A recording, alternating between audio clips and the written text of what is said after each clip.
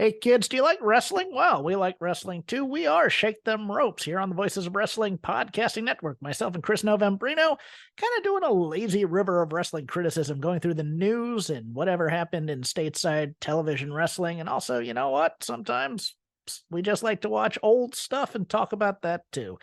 Love for you to give us a listen. If you haven't already, we are Shake Them Ropes here on the Voices of Wrestling Podcasting Network. Hey everybody, my name is Jesse Collins, and I want to tell you all about my show, the Gentleman's Wrestling Podcast, here on the Voices of Wrestling Podcast Network. On the Gentleman's Wrestling Podcast, we do a thorough analysis on the biggest issues and trends within the pro wrestling industry. We talk a lot about pro wrestling media, we talk a lot about fan culture and wrestling's place within general pop culture, and we talk about the broader influences that are shaping the way we discuss and analyze the pro wrestling industry. We've had some of the brightest minds in the pro wrestling intelligentsia on the show, including WrestleNomics host Brandon Thurston, both Rich Craich and Joe Lanza from the Flagship Wrestling Podcast, Trevor Dame from the Through the Years podcast, and a whole lot more. This isn't a show for hot takes. It's not a show recapping the latest episode of television. This is a show focusing on the biggest topics in pro wrestling and doing a deep dive on the real stories behind the surface level analysis you might find elsewhere. The Gentleman's Wrestling Podcast is available wherever you get your podcasts, and we'd really appreciate it if you gave us a try. Thanks. This podcast is a member of the Voices of Wrestling Podcasting Network. Visit voicesofwrestling.com to hear the rest of our great podcasts, as well as show reviews, columns, opinions, and updates across the world of wrestling. What do you guys want to talk about? You are listening to the Flagship Podcast with your hosts, Joe Lanza. Stephanie Smile is like a white woman in a Mexican restaurant. Please, she just told the waitress, gracias. Hun, did you hear me? I got the corn tortillas. Right? Rich Craich. Jesus Christ, log off and go to work. What are you doing? And we are live on the Flagship Podcast. I am Rich. He is Joe. Joe, what's happening? How are you? How are you? Big time Flagship this week. A lot of topics. They're always big these days. They're never not big. We make them big even if they're not big. But yeah, a lot of big time topics here. Big wrestling news going on. Big wrestling shows going on. Company's back. New Japan's back. AEW's back. CM Punk's back. Tony Khan's back. Everyone's back. We're back. NWA's back. Crockett Cup, baby. 24 teams vying for the prestigious Crockett Cup. We'll let you know every single one of them. Don't worry. But how you doing? How you doing, Joe? I just wore my Crockett Cup 22 t-shirt out in public the other day. Nice. Did anybody stop you and get your predictions for the 2023 Crockett Cup or no? You know, it's funny you should ask that, because that's why I brought it up. No, nobody stopped me and asked about the NWA. Damn it. Not a single person. No, the legacy of the Crockett Cup has been lost on the greater College Station area. Yes. Well, you know who won the 2022 Crockett Cup. Of course I know who won the 2022 Crockett Cup. Hopefully it's the Von Erichs. I actually have no earthly idea who won the 2022 Crockett Cup. The Briscoes. Oh, that's right. The Briscoes. Yeah, that's right. Yes. Obviously, it was Laundry Day. Wasn't it as Davey Boy and who was the other guy that he was with? Doug Williams. Doug Williams, that's right. I forget what their goofy little name was, but yeah, Doug Williams and Davey Boy Smith Jr., yeah. Fucking, I don't know. Fucking tickety-tock on the Big Ben clock. I think it was tickety. I believe that was officially. If it wasn't, it should have been the tickety-tock on the Big Ben clock, yes. Fucking porridge and pudding. I don't know. But it was obviously Laundry Day. I would never wear that on purpose in public. Is it a good shirt? Is it comfy? It's not bad. I mean, it doesn't look like a wrestling shirt either, but I know it's a wrestling shirt, and that will bother me if I'm out in public knowing that I know I'm in a wrestling shirt. I'm very anti-wrestling shirt. in public. Now I'll wear that shirt around the house. I'll sleep in that shirt. You know what I mean? Like, I'll put that shirt on after a long, hard day of waking up at 10:30 and doing nothing, during a game and eat some wings in that shirt. But it's got to be desperate times to slap that baby on my back and, go gallivanting around College Station. But, do you tend to wear it when you do your massive catch-ups on NWA that nobody asks you to do, but you do anyway because you're such a hard worker? Your watches through Power and whatever that other one is called, the other show that I've never watched in my life and never will. Power Surge. That's right. Power Surge, yes. Or NWA USA. Oh, the NWA USA. Is that thing still going on? Of course. Oh, of course. Of course it is. Yeah, of course. Or USA Surge. No, you're making that one up. That was not true. All right. You can look it up, sir. NWA USA Surge. You're telling me there's an NWA USA Surge. I'm telling you that sometimes they pull out the NWA USA Surge. Okay. Yes. All right. Now, why do they have all these different names for all these shows? When really they just have 2 shows, but for some reason, it'll be the day for Power, and they'll just call it Power Surge. Like if it's like a half-hour version or something. I don't know why they can't just call them all Power. Why can't it just be a shorter version of Power? Right? All great questions for at Billy. All great questions for at Billy, but so then they started doing NWA USA Surge. NWA USA is the Saturday show, I think. Might have the days mixed up. But then there'll be a random Surge USA. I'm sorry, it's not USA Surge. It's Surge USA. Surge USA. Yeah, get it right. Come on. Yeah. So they haven't had many of those, but they're real and they do have them. And I will be doing my NWA catch up. I am going to watch all of the I got a lot of catching up to do. I got to watch the World is a Vampire shows from Mexico that I haven't watched yet. And then all of the Powers and USAs and Power Surges and USA Surges leading up to Crockett Cup. You don't think I'm just gonna cut the line, Rich, and plop down on the couch this Saturday? Is it Saturday? It's Saturday and Sunday, or Friday and Saturday. One of the two. Spectacular 2-day event. You don't think I'm just going to cut the line without doing my homework and properly prepare for the Crockett Cup? No, I mean you need to have a good idea who's going to win that thing. Do Brian Brock and Magic Jake Dumas have the momentum? They're a 23 seed, but hey, I'm watching the NBA Finals. There's an 8 seed in the finals right now, so don't call the Heat. Anybody, Brian Brock and Magic Jake Dumas have just as good a chance as the number 3 seeded Knox and Murdoch. And you got to know that. And you would know that better if you watch all the shows and seen the momentum that team could possibly be carrying into the Crockett Cup, the 2-day event. The 23 seed. It's like you don't have to seed them that high. That's like when they brought in Dutch Mantell and Bobby Jaggers, the Kansas Jayhawks, in for one of those Crockett Cups. Look, we all know they're eating a first-round L. You don't have to slap a number next to the name. You know what I'm saying? Like, the Central States representative is going down round 1, just like the Mokies. So you don't have to give them a number. Like, you don't have to seed teams that far along. I don't know why they're doing that.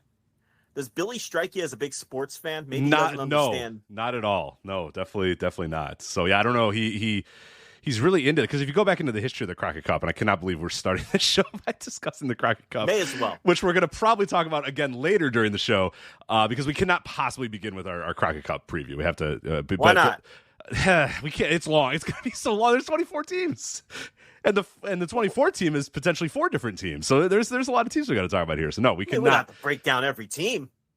That's what I was planning on doing. So no, we got to break down every team. At least discuss every team. We cannot start. I don't know. I don't know who 75% of these people are. Oh, come on. Well, that's why you got to watch the shows, Joe. You got to get on my level. I didn't watch the shows. You got to get on my level. My Surge USA watching. Yeah. Hold on, you've been watching? I've been watching. I've been going to all the Smashing Pumpkins concerts that have NWA matches in them. Yeah, I'm all set to go. Don't worry. I don't know if those have happened yet. I think those are happening in the summer. But I feel like you're joshing me. No, I don't feel like you've been watching these shows. Oh, come on. I think you're full of it.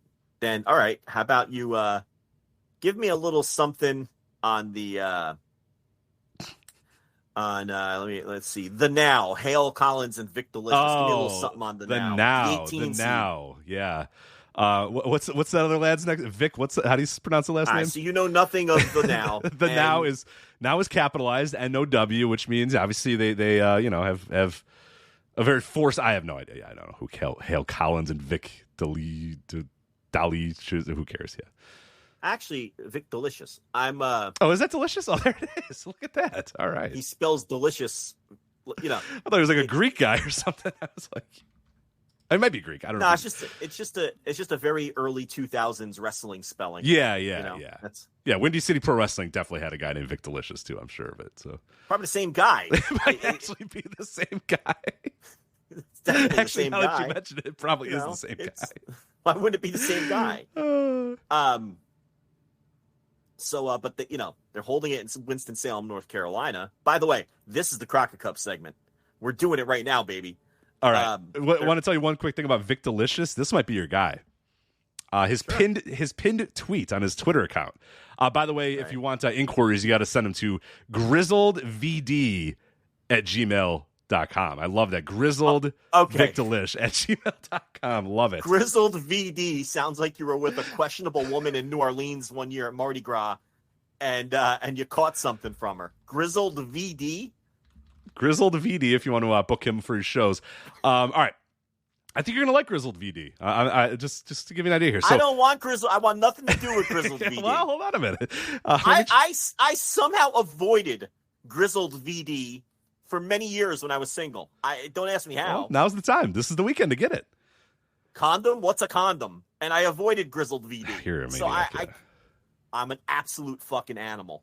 There's, you know those days. I had to hide the eye of the tiger, Rich. You know this. Those early flagships, I'd be like, look, man, we got to wrap this up. I got a 10:30 appointment coming over, But I'm pretty sure one of them came to the house while you were doing the show once, and I remember you stopped to get the door, and then you're like, all right, yeah, so then you're like, we gotta sign off. So about this Bola field, right? Right.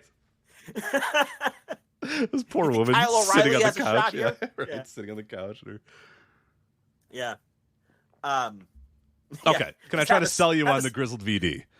Have a seat, Toots. I got to break down the Battle of Los Angeles. I'll be right with you. Bola 14 doesn't preview itself, so give me a few minutes. Yeah. All right, so what do you got on this Vic Delicious? Okay, Vic Delicious. All right, his pinned tweet. He tweeted this August 30th, 2022. It says, anxiety - worry for the #future, parentheses, hasn't happened yet. Depression - worries from #past, can't change it. That's in parentheses too. The #now is the only moment you're actually living, all caps in.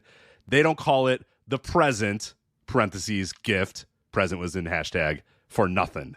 Live in the now, #pro wrestling, #present moment, #NWA, #Tuesday vibe. My God. Who's their first round opponent? Their first round opponent is one sec, because you're let's see here. The Now will be facing this thing is Judeus and Max the Impaler. Well, that's a 15-18 matchup, by the way. Let's go Judeus and Max the Impaler, because I can't root for a man with that many hashtags in a pinned tweet. But he's saying anxiety. You're worrying about the future. That hasn't happened yet. Don't worry about it. Depression, that's from the past. You can't change that. The now, though, is the moment you're living in. Joe, they don't call it the #present, parentheses, gift for nothing. No G on that either. Nothing. No, not working for you? For Grizzled VD? Got to go. Oh.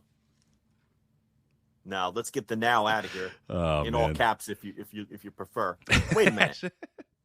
How are they doing a 15-18 matchup? It doesn't make sense. Joe, I am going to explain it all to you later. Well, I guess now is actually what I'm going to explain it, because I'm not coming back to this. Okay, we're doing it now.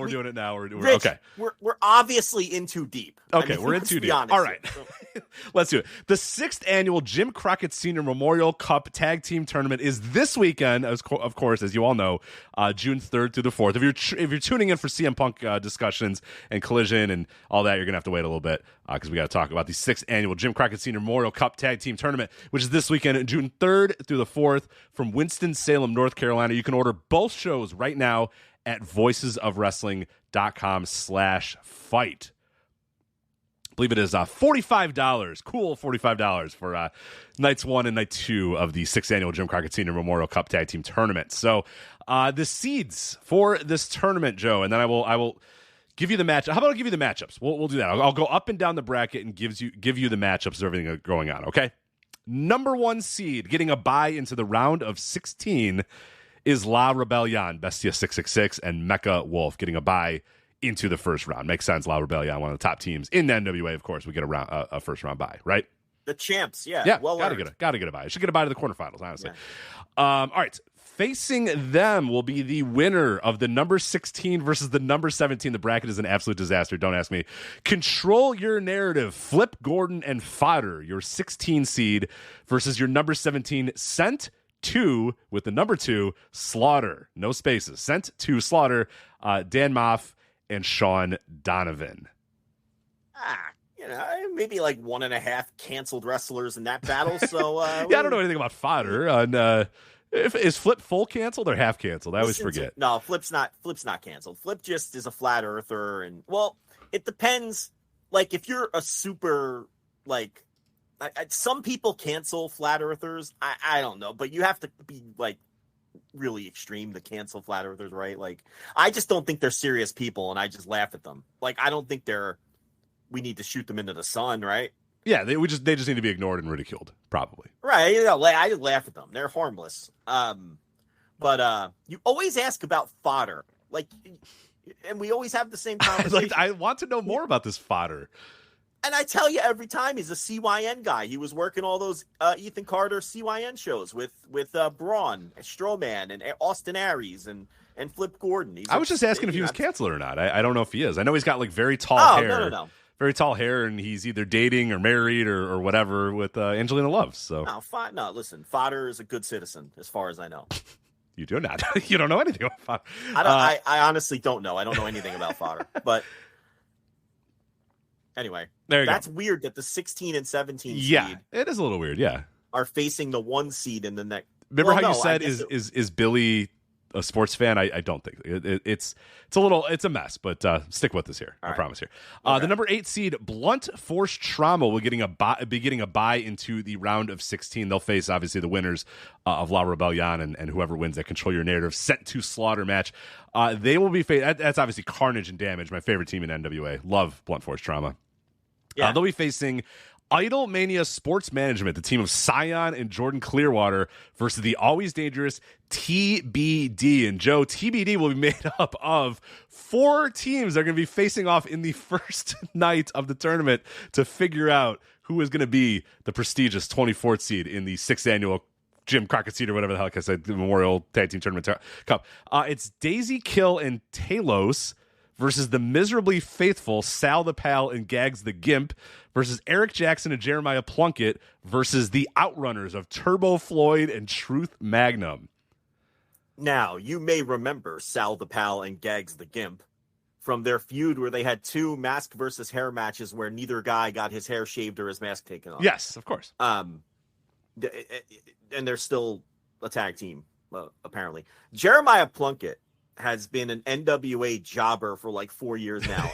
Can you get any lower on the quote unquote Major League Wrestling totem pole than NWA jobber who never moves up the card? Right, with Danny Deals, with Danny Deals as your manager too, who hopefully, dear God, I never wanted Velvet Sky on commentary more than I wanted Velvet. If it prevents us from hearing Danny Deals again, I will take it for sure.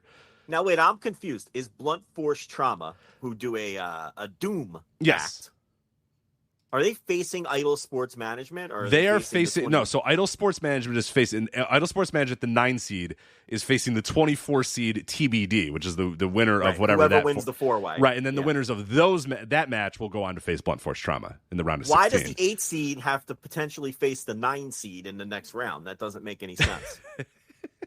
I'm going to say that a lot here. You are. Number 4 seed, Mystices Jr. and Octagon Jr. They're getting a bye into the round of 16.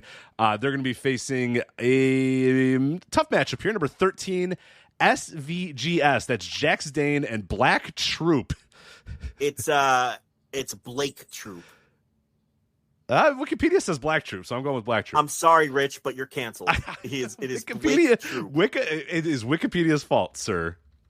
Are you sure? I promise you that Bulletproof. Yeah, it is. Yeah, it is. I do remember that guy now. Blake Troop. Well, I'm going to show you the NWA screenshot. fan. I'm going to show you the screenshot just so people know I am not canceled. Wikipedia's canceled. He's not only named Blake Troop. His gimmick is that he's a literal troop, much like Jack Stain with the. So could you imagine a wrestler named Blake Troop, who's an actual troop? Like 5 or 6 years ago, when a lot of the ultra wokes cared about wrestling, and they were always talking about how much they hate the troops. This would have been the most hated. He would have surpassed Flip Gordon in terms of hated wrestlers. He still might among that sect. What? He still might. Oh, he still might. I'm sure he might still be hated. So. Those people don't really follow wrestling anymore. They're certainly not watching the NWA. I'll tell you that. They're not watching the NWA. But Blake Troop, Rich, yes, not Black. Well, Troop. please, if anybody who's on Discord, please check the Discord super fans. Rich is so nervous. Rich is so nervous. It's Wikipedia's fault, man, not me. I watch my NWA, so of course I know that he's Blake Troop. But... Rich thinks he's canceled. He's so nervous. It's not even bad what you said. I think it's hilarious. I honestly, I thought it'd be hilarious and very on the nose for the NWA for there to be a man called Black Troop. Right. And it's like a black guy, it's a black guy in military fatigues, like coming out, right? It's like because Billy was thinking about GI Bro and was like, "No, I could do better. Right. I can do better. I got it." Yeah, we could revisit that. Yeah, right. GI Bro, that was pretty good. That was a good idea. Yeah, we could do that. Yeah, Simon Diamond back there talking him into it. Is that the room? Is Simon Diamond and Billy Corgan? Yeah, that's the room. Oh, yikes. That's part of the room. That's the brain trust. The NWA. Explains a lot. They will be facing the number 20 seed TNT. That's Terrence and Terrell Hughes. TNT. The number 5 seeded, a cut above, Tom Latimer and Rhett Titus. Terrence and Terrell Hughes. Yeah, that's Devon's boys, yes, right? Yes. Yeah, they've been hot prospects for like 7 years. Yeah, now. I feel like they're not getting any better, right? I mean, you've been at it this long. You've got everyone in wrestling loves Devon Dudley. He's like the most beloved guy. Everyone loves him. He hasn't had a crossword with anyone in 25, 30 years or whatever it is. I remember watching Devon Dudley in grimy New Jersey Indies when he wrestled as A-Train. Right around the time that Albert was A-Train. But he was like, and then he like, they brought him into ECW and they made him a Dudley. But I've been watching that guy for like 30 years. But around wrestling, he's like beloved. So you would think his kids would have a head up. They have a decent look. They've been at this for so long. And where are they in their careers? They're the number 20 seed in the Crockett Cup this weekend. Right. Fighting. Good luck to them, though. Yeah, fighting for a chance to lose to Mrs. E's and Octagon in the round of 16. All right. The number 5, a cut above, Tom Latimer and Rhett Titus. They get a bye to the round of 16. They'll be facing the winner of the number 12 seeded The Fixers, Jay Bradley and Wrecking Ball Legursky, my second favorite team in the NWA. And the number 21 seed, the Brothers of Funstruction, Yabo the Clown and Rufo the Clown. Flagship favorites, The Fixers. Yeah. You thought I was going to say flagship the clowns, favorite, right? Yabo the Clown. Yabo and Ruffo. Give me a little something on Ruffo the Clown. I don't know anything about Ruffo the Clown, to be honest. I imagine Ruffo the Clown is the clown persona of Rough Crossing, who I believe is Yabo the Clown's shoot brother and used to be a indie guy out here. So I imagine Ruffo the Clown is Rough Crossing. So he was pretty good. You know a lot about. Yeah, it sounds like I know more about Ruffo the Clown than I thought, I guess. So. Yeah, that was a pretty good bio. I mean, and Ruffo the Clown and Yabo the Clown. There's a lot of information, Rich. You're selling yourself short here. You certainly know more about Ruffo the Clown than Blake Troop. We've established that. Yes, we do. All right. What else we got here? Number 2, the Midnight Riders, Tyrus and Chris Adonis. They're getting a bye into the round of 16. They'll be facing the aforementioned number 15, Judas and Max the Impaler, versus the number 18, The Now, Hale Collins and Vic Delicious. So we've covered some of these, but do you think Dusty Rhodes, the Midnight Rider, would have approved? Do you think Dusty would be like, Tavis, he brings the heat, baby? Yeah, but hold on a minute. Are these guys coming out? Like, are they called the Midnight Riders? Are they wearing the Zorro mask, or are they just like called the Midnight Riders? Well, Rich, once again, I have to remind you, I have not watched the TV Okay. yet. Okay. This is not the usual quality of review that we would normally give for an NWA pay-per-view event. But I wonder, does Dusty also feel like Tyrus brings the heat, like Billy Corgan? Billy Corgan loves something as much as Big Bill loves Tyrus, man. He loves Tyrus. I think at one point he said, if you don't like that, then don't watch wrestling or whatever. He said, hell yeah, brother. He said, if you don't like watching Tyrus, you're not a fan of pro wrestling. Hell yeah, brother. I love it. He's right. Because Tyrus brings the heat. Yeah, he's right. He's 100% right. And that's why we can continue to watch wrestling, because we love the NWA. We love Tyrus. So what? Oh, yeah. Someone's going to clip that. You better correct yourself, sir. We don't love Tyrus. So bad. Yeah, I don't know what this Midnight Riders gimmick is. I'm curious. Or actually, I'm actually not that curious, but yeah, who knows what'll end up happening there. So. Well, listen, you're going to find out a lot about it when you're in that cubicle on Tuesday wanting to die trying to watch these shows. That's Rich at the office trying to squeeze in NWA Crockett Cup. And that'll be the day that your boss swings by the desk 100 times. So you have to get through it very slowly. And you'll learn all about all these great teams. Fantastic. Number 7, the Country Gentlemen, AJ Kazana and Anthony Andrews. They are getting a bye into the round of 16. They'll be facing the winner of the number 10 seeded The War Gods, Kratos and Odison, and the number 23, the plucky underdog, I think, Brian Brock and Magic Jake Dumas. Yeah, well, Magic Jake Dumas will have his assistant. Yeah. So I'll be looking forward to that. He should, considering he's like a literal magician, he should be doing better in the wrestling game, right? You make a good point. He should just be pulling magic tricks and defeating his opponents with that kind of craftiness, right? Right. Like, disappearing, coming on a cloud of smoke, and then, just various things that he could be doing, but he's just not, he's not that good. Yeah. He could be like, look, this Odinson's a lot to handle. I'm going to make him disappear, and now this is a handicap. Right, exactly. That's all I'm asking for. I'm just asking for a little bit of... I mean, if this was kayfabe and he was a shoot magician, like, yeah. He'd get rid of Kratos if he wanted to. Right. Yeah, that's a good point. It's... But no, see, he comes out with that cigarette hanging out of his mouth, and he's got, like, the ace of spades that he tosses into the crowd. I think the idea is he's like a lazy magician. Yeah, is that the vibe? Yeah, I wondered if that was maybe the vibe, that he was just like he's just like a sleazy street magician. Yeah, like just a sleazy like Reno, Nevada based magician or whatever. It was just like he plays 3-card Monty, but if you find the card, he's like whatever, man. Yeah, right. Yeah, here's your money. All right. Yeah. Now you got me. All right, whatever. Yeah, right. Hacking up a lung like me on this fucking podcast. And he just hands you his $10 bill. And he's got his babe who's like, when are we going to make it to the big time? He's like, someday, I promise. Like, no, well, CJ, she's none the wiser. She just smiles and does well, she thinks that he's like actually like I said, it's perfect. It actually works out perfect. They should make a Hollywood movie out of this. Because he's just like, someday Toots, I'm gonna buy you the big house, and she's like, oh, I can't wait, as he's just slumming it and just slowly but surely, working his way through, to Reno and one day I'll get to Las Vegas. I tell you, I promise, babe. And she's like, okay. Yeah. Yeah, and then they do the trick where he cuts her in half, but he actually cuts her in half, and that's the end of the act. Right. I don't know what went wrong. It's just a Better Call Saul like spinoff as well, because then he calls Saul to help him get out of it, and then it's perfect. It just works out perfectly. Yeah. Thought I had this all figured out. Get at us, AMC. We just sold you another 5 seasons of That's right. Of Better Call Saul content. Yeah. Anyway. There you go. Okay, yeah, I already said that. Number 3, Knox and Murdoch, which is Mike Knox and Trevor Murdoch, in case you didn't know. They didn't take a whole lot of time to come up with their name.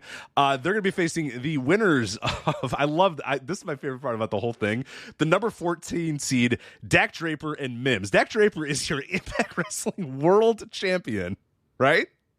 No, Dak Draper? Yes. No, you're confusing Dak Draper. Dak Draper's the guy that used to be ROH who was. You're right. Why did I do that? He's not Steve Macklin. Why did I mix up Steve? It's been a long week. I mixed up Steve Macklin and Dak Draper. I apologize. Yes. And Dak Draper is also a white guy. Yes. I think all white guys are the same. Sorry. Kill me. Yeah. He's also a white guy. He is also not a black troop, Dak Draper. He is a very tall white man. Yes, not Dak Draper. No. And Mims, Magnum Muscle. Dak Draper used to date the girl that did the nerd character in ROH, but now she's with WWE. Yes, the interviewer. Yes. The hell's her name? Well, now it's like, it used to be Quinn McKay. I don't know what her NXT name is. I don't know what her NXT name is. I have no earthly idea. No one cares what her NXT name is. Right. I think she's on Level Up. She is on Level Up. Yeah, she's the backstage announcer on Level Up, I believe, which, prestigious role. Level Up backstage announcer. That's like being the 20 seed in the Crockett Cup. It's like, I don't know. All right, what else we got here? They're going to face the winner of the 19 seed, the Spectaculars, Brady Pierce and Rush Freeman. You love the Spectaculars. I love the Spectaculars. Yeah, they're a fantastic ripoff. And they come out, they have the cool 80s music. They got the little bow ties. They're slapping hands. The 9 women in the audience scream. It's great. Yeah, it's just like a throwback to the old days. Just like a throwback. Just picture the Fantastics, right? If they sucked. That's what the Spectaculars are. So it's a nice throwback to the NWA, and you've got Dollar Store Fantastics in this tournament. You've got Dollar Store Doom with Blunt Force Trauma. You've got the Mortons. Right. If you just close your eyes, it's kind of like old school great territory wrestling. Yeah, you got the Mortons, which could be like the Rock and Roll Express. You got the Midnight Riders. If you just squint and watch through your fingers, it's like you're watching the 86 Crockett Cup, really. Yeah, the Wrecking, the Fixers, they got a classic look about them too. But let's number 6, the Mortons, as you mentioned, they'll be facing the winners of Los Vipers, which is Arez and Toxin. I cannot believe. Can you imagine these guys sitting backstage watching the shit that's going to be going on in front of them? Arez is going to be like, really? You want me to come out now? And yeah. I have to face, we have to follow Brian Brock and Magic Jake Dumas or whatever. And they're going to be the winners of Los Vipers and then the Heat Seekers, Elliot Russell and Matt Sigmund. Who I think are former NWA World Tag Team Champions during a very dark era. Should we confirm that? I will do my best to confirm that. Give me the names of one of these guys. Elliot Russell and Matt Sigmund. Let's do Elliot Russell. That's probably the best way to figure that out here. Let's feverishly cage match and see who comes up with it first here.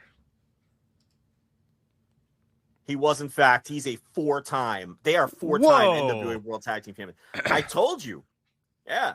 They right before the Bruce Tharpe era, and then they no right before I'm confused. Right before the Lightning One era, and they were one of the champions that had to give their titles back, I think, was the deal there. Yeah, because they were until 2017. Let me see how they actually. Yeah, they won the titles, and then they never technically lost them because the next team that won them was Villain Enterprises, Brody King and PCO 2 years later. So yeah, they're the ones that had to sacrifice it.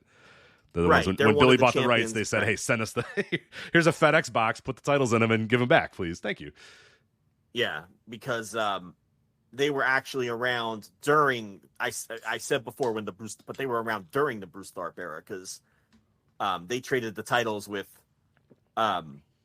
Rob Conway and Matt Riviera. Remember Matt Riviera from Arkansas? Of course I remember Matt Riviera. Yeah. I believe that the Killer Elite Squad, teams like that. Right after New Japan stopped working with the NWA, then that was the Heat Seeker era where they were trading the NWA World Tag titles with these teams on indie shows all over the place. And then Corgan bought it, and Lagana came in, and they asked for all the title, and they were like one of the champions that had to give up their titles when they stripped everybody, except for Tim Storm, who they brought in.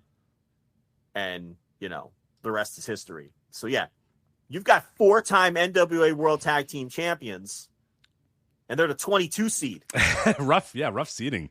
But what have you done for me lately? What have you done for me lately, Heat Seekers? That just speaks to the depth of this tag division. Of course it does. Yeah. When the former world champ, they should put me on the pre-show. I could get all this shit over. Yeah. They might. That just speaks to the depth of this tag division when the former world tag team champions are the number 22 seeds. A team that once defeated the Killer Elite Squad. All true, by the way. I didn't say anything that was false right there. Bring me in at Billy. You know where to find me. Tell me when I'm telling lies, as CM Punk used to say. Tell me when I'm telling lies, right? That's right. Yeah, you should get a payday out of the NWA too. Everybody else is. So if you thought that was enough, don't worry. On both night 1 and night 2, there are additional matchups as well in addition to the Crockett Cup. So yeah, you're getting first round of 16, quarterfinals, semifinals, and the finals all in 2 nights of this Crockett Cup here. So night 1 also features, and you're going to want to make sure you're here for this. We said the 4-way match to the play-in to determine the 24 seed. You're also going to get Hardcore Team War, Joe. Hardcore Team War. Okay? Okay. Yeah, La Rosa Negra, Samantha Starr, and M95, Maddie Rankowski, and Missa Kate with Baby Doll. Yes, Baby Doll will be accompanying them to the ring. Baby Doll is Samantha Starr's mother. Yes, so. Samantha Starr is the offspring of Baby Doll and Sam Houston, which means she's the niece of Jake the Snake Roberts. Yes. And she's the niece of Rockin' Robin and the granddaughter of Grizzly Smith, although she's probably disavowing that she one. probably doesn't you bring that one up very often when people ask. That one probably gets left to the side. They'll be facing the team of Pretty Empowered, Ella Envy, Kenzie Page, all of them, Kylie Page, and Roxy, all of them. Hardcore Team War. Have you seen the Kylie Page? I have not seen the Kylie Page. I know Kenzie Page, and I'm a fan of Kenzie Page, so I have not seen the Kylie Page. You're a Pretty Empowered fan. Kylie Page is the little sister of Kenzie Page. She's like a little mini-me version. They're like the same thing. I'm in. Yeah. Sounds awesome. I explained this last time. There's 4 of these Pretty Empowereds now. They're all running around all over the place. They do like a mean girl gimmick. Yeah, it's like a mean girl. Mm-hmm. Mean girl gimmick. Yeah. So that's night 1. That's night 1. Oh, no, we're not done with night 1. No, Joe, no. For the NWA National Heavyweight title, EC3, always a highlight of all these NWA shows, EC3 defending the strap against Thrillbilly Silas Mason. They got to move the title to Thrillbilly, right? Thrillbilly's the man. I love Thrillbilly. He's good. I got a little Thrillbilly scoop. Person who told me he's going to be mad at me, but I'm going to Oh, scoop away. Anyway. Scoop away. He's got a role in that Von Erich movie. You want to take a stab at it? Of who Thrillbilly Silas Mason was. Okay, did he have to change anything about his appearance, or was he just... Dude, it fucking rocks. Or was he just ready to go right away? He's Terry Gordy. Ooh, that's good. Okay. Doesn't that work? It fucking really works. Yeah, all you had to do is shave that beard, basically. He's got the hair. He's got the girth. He's got the body, yeah. Oh, that rules, yeah. Hell yeah. Yeah. I love it. That's good casting. That's good casting. That's good casting. That is pretty good casting. Hell yeah. Can't wait to watch that movie, by the way. So there you go. Thrillbilly, Silas Mason versus EC3. Let's hope to God that he wins the heavyweight title, a national heavyweight title from EC3. And then on night 2, Kenzie Page. Rough go for Kenzie Page. She's got to do Hardcore Team War and get hit by kendo sticks and trash can lids and various other boring, plunder weapons. And then she's got to come night 2 and defend the NWA World Women's Television Championship against the always dangerous TBA. We don't know who it's going to be just yet. So, Joe, there's also going to be a 6-way scramble to determine the number 1 contender in the NWA World Junior Heavyweight Championship. All right, so they need a number 1 contender for the NWA World Junior Heavyweight Championship. All right, well, hey, listen, let's go over these 6 men. So they're bringing they have 6 people from across the world coming in to get a shot at the NWA World Junior Heavyweight Championship match. Where do you hear this litany of powerhouse juniors? It's wild. Billy has done it again. I'll tell you. I got to give him credit.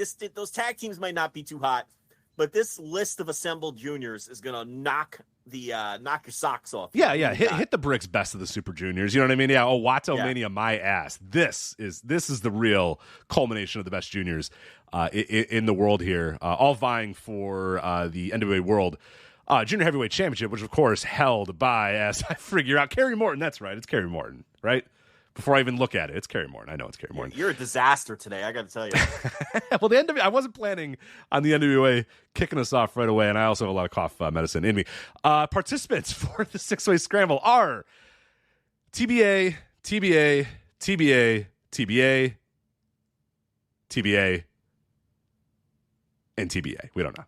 Hey, listen, nothing wrong with a little mystery vortex. Mystery is fine too. Right? I like the idea. Mystery. Now you're going to be with bated breath, waiting to see who comes out.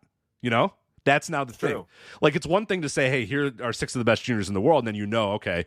It's also cool too to be sitting down and be like, "Oh, who next? Who next is coming through this curtain?" So I feel him on that one. Listen, could be anyone back there. Hiromu Takahashi. Yeah.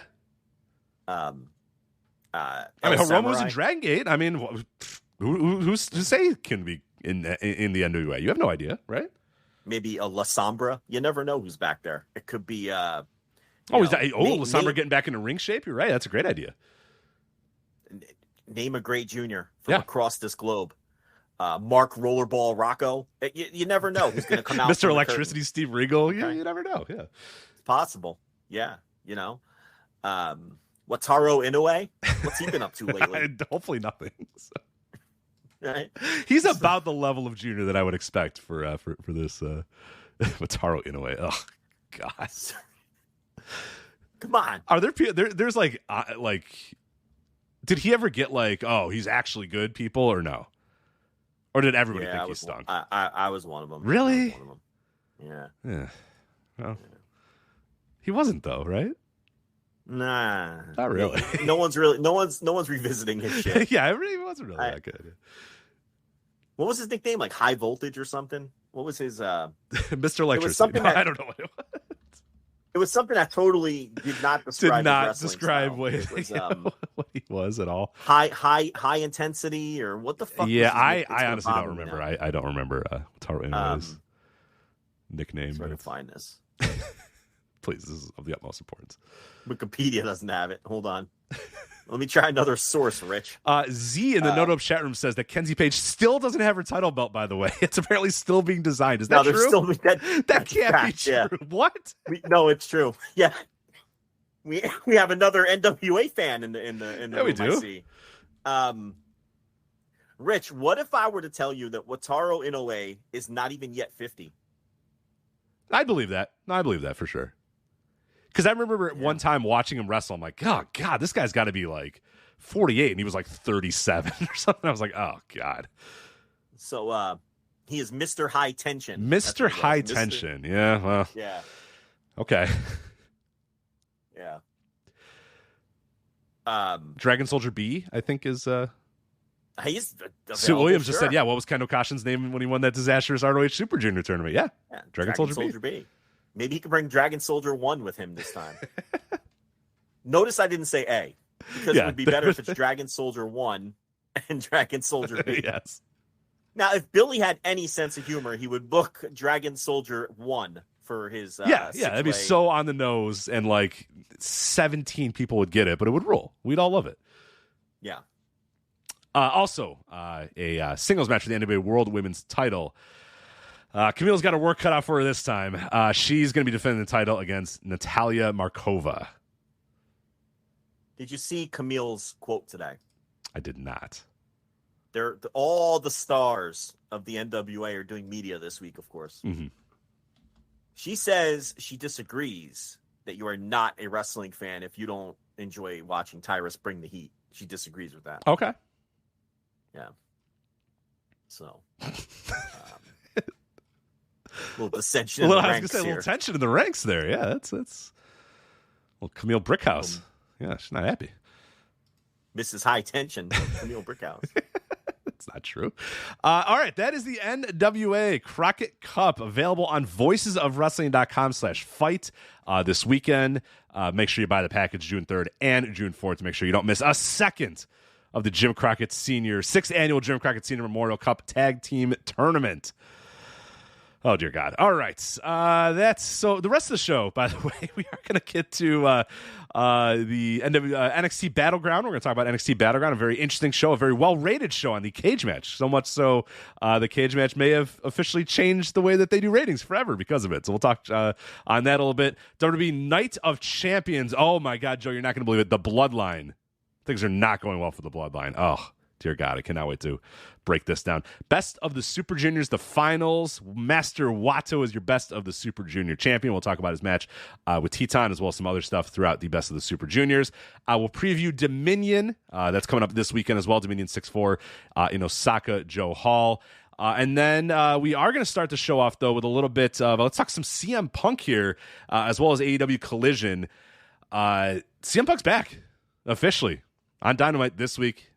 Tony Khan made it official. CM Punk will return to AEW on the June 17th AEW Collision debut in the United Center in Chicago, Illinois. Now, obviously, the most obvious reason for this is as of May 31st, ahead of the announcement of whatever was going to happen on Dynamite, which most of us probably assumed was going to be the official announcement that Punk was coming back, the current setup for AEW Collision in the United Center, they were going to put 8,698 people in the United Center. They had sold 6,921 and still had 1,777 tickets remaining per WrestleTix. I feel like I'm getting arrested here.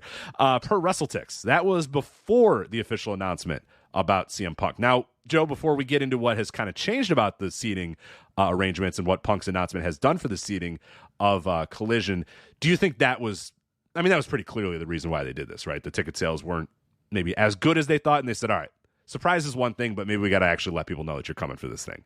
And clearly, Punk. Yeah.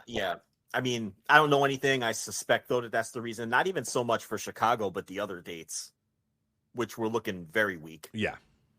I mean, some of those Canada dates were under 1,000. I mean, so I think that,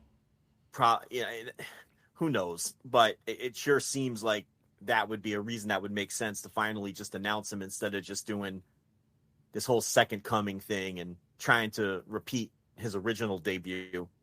But, now we see, and they opened up a bunch of sections after they announced him.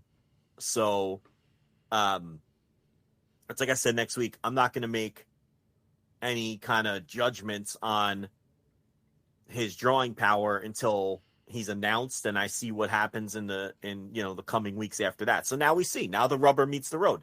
Now we see if Punk can still move some tickets, right? We're going to find out real fast. We are. And when the show starts, we see if Punk can still produce some television ratings, which will be a little trickier to unwrap because what are the expectations for this show? None of us really know. There hasn't been primetime Saturday wrestling on a major scale ever, right? I mean, even when you look at, the old WCW Saturday night, that wasn't prime time. So, and it was so many years ago that you can't really get a decent comp out of that either. So Saturday night's main event, maybe, but that's, and again, that's not in prime time. Right. I mean, a couple of and the few that they did do, I think, in prime time on NBC years later, again, it totally, you're talking network TV and you're talking decades ago. And, no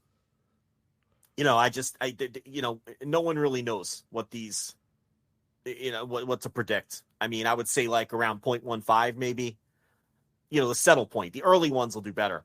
Now we know that Dynamite was moved to Saturday a couple of times, but it hasn't been for a while, and the television landscape has changed slightly since then.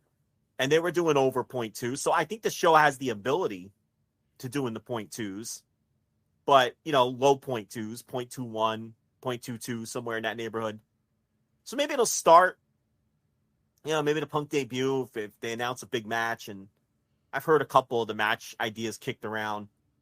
One of them being Punk versus Jay White is one that I've heard kicked around for episode 1, which if, now with Jay White feuding with FTR, you can kind of see it trending that way possibly. But, maybe they come out of the gate with something super strong out of the curiosity to see Punk come back in the debut of the show and do like a 0.3 or something. But Dynamite rarely does a 0.3 these days. Dynamite did almost 1 million viewers this week and did what they do, a 0.28? Right, they fell in the demo. They creeped up to almost 1 million total viewers and then fell in the demo slightly. So yeah, it's a tough number. That's a tough number, especially with whatever competition you're going to have, and just a tough number when you're talking about Saturdays too. I mean that is. It's a weird. I am fascinated to see what a show on this scale. Like you said, they're going for this thing. They are really trying to make this a big deal. And yeah, the first one, the debut show, who knows? It's Punk coming back. It's at the United. I think that's got all the makings of being very similar to the Rampage debut, which obviously did incredible numbers and was kind of judged. Rampage was unfairly judged on that number the rest of its life, and still today. I don't know if it is today anymore. I think people have kind of given up on Rampage mostly, but Collision is going to be Saturday night's a really, really, really weird night to have major wrestling on and major and important wrestling on, and I don't know. I honestly, it's like one of these things that I don't know that I have any good idea of what the hell it's going to do numbers wise. I don't know what I would even be surprised by. I don't know what I would be guessing, even if I said I have no idea what it's going to do when it settles in. Week two, I have no earthly idea what that thing's going to be. Yeah, I mean, before knowing anything other than Punk being there, I'll just throw out, based on what Dynamite's doing, I think week 1 will do a big number because I think that's when, most shows debut, with the biggest number they're ever going to do. Plus Punk's coming back, plus curiosity what the show's going to look like. Let's say 0.28 for the debut.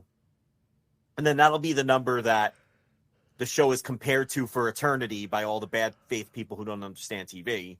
2 years later when the show's doing 0.16s and living a nice life on Saturday nights, you'll have people say, they dropped half their audience, but so get ready for that. Whatever it debuts at is going to be the number that it's compared to for the rest of his existence, just like Rampage was, but and Dynamite, and then I think the settle point will be in the the teens somewhere, 0.15, 0.16, 0.17, and they're going to get slaughtered some weeks when there's major college football games and when there's NFL games, those late season Saturday NFL games and the NFL playoff games on Saturday night. Well, you could just forget it. They may as well not even run. Don't right. even run. Don't even put on a best of. Yeah, clip show. I was going to say, just do a clip show that week. Yeah.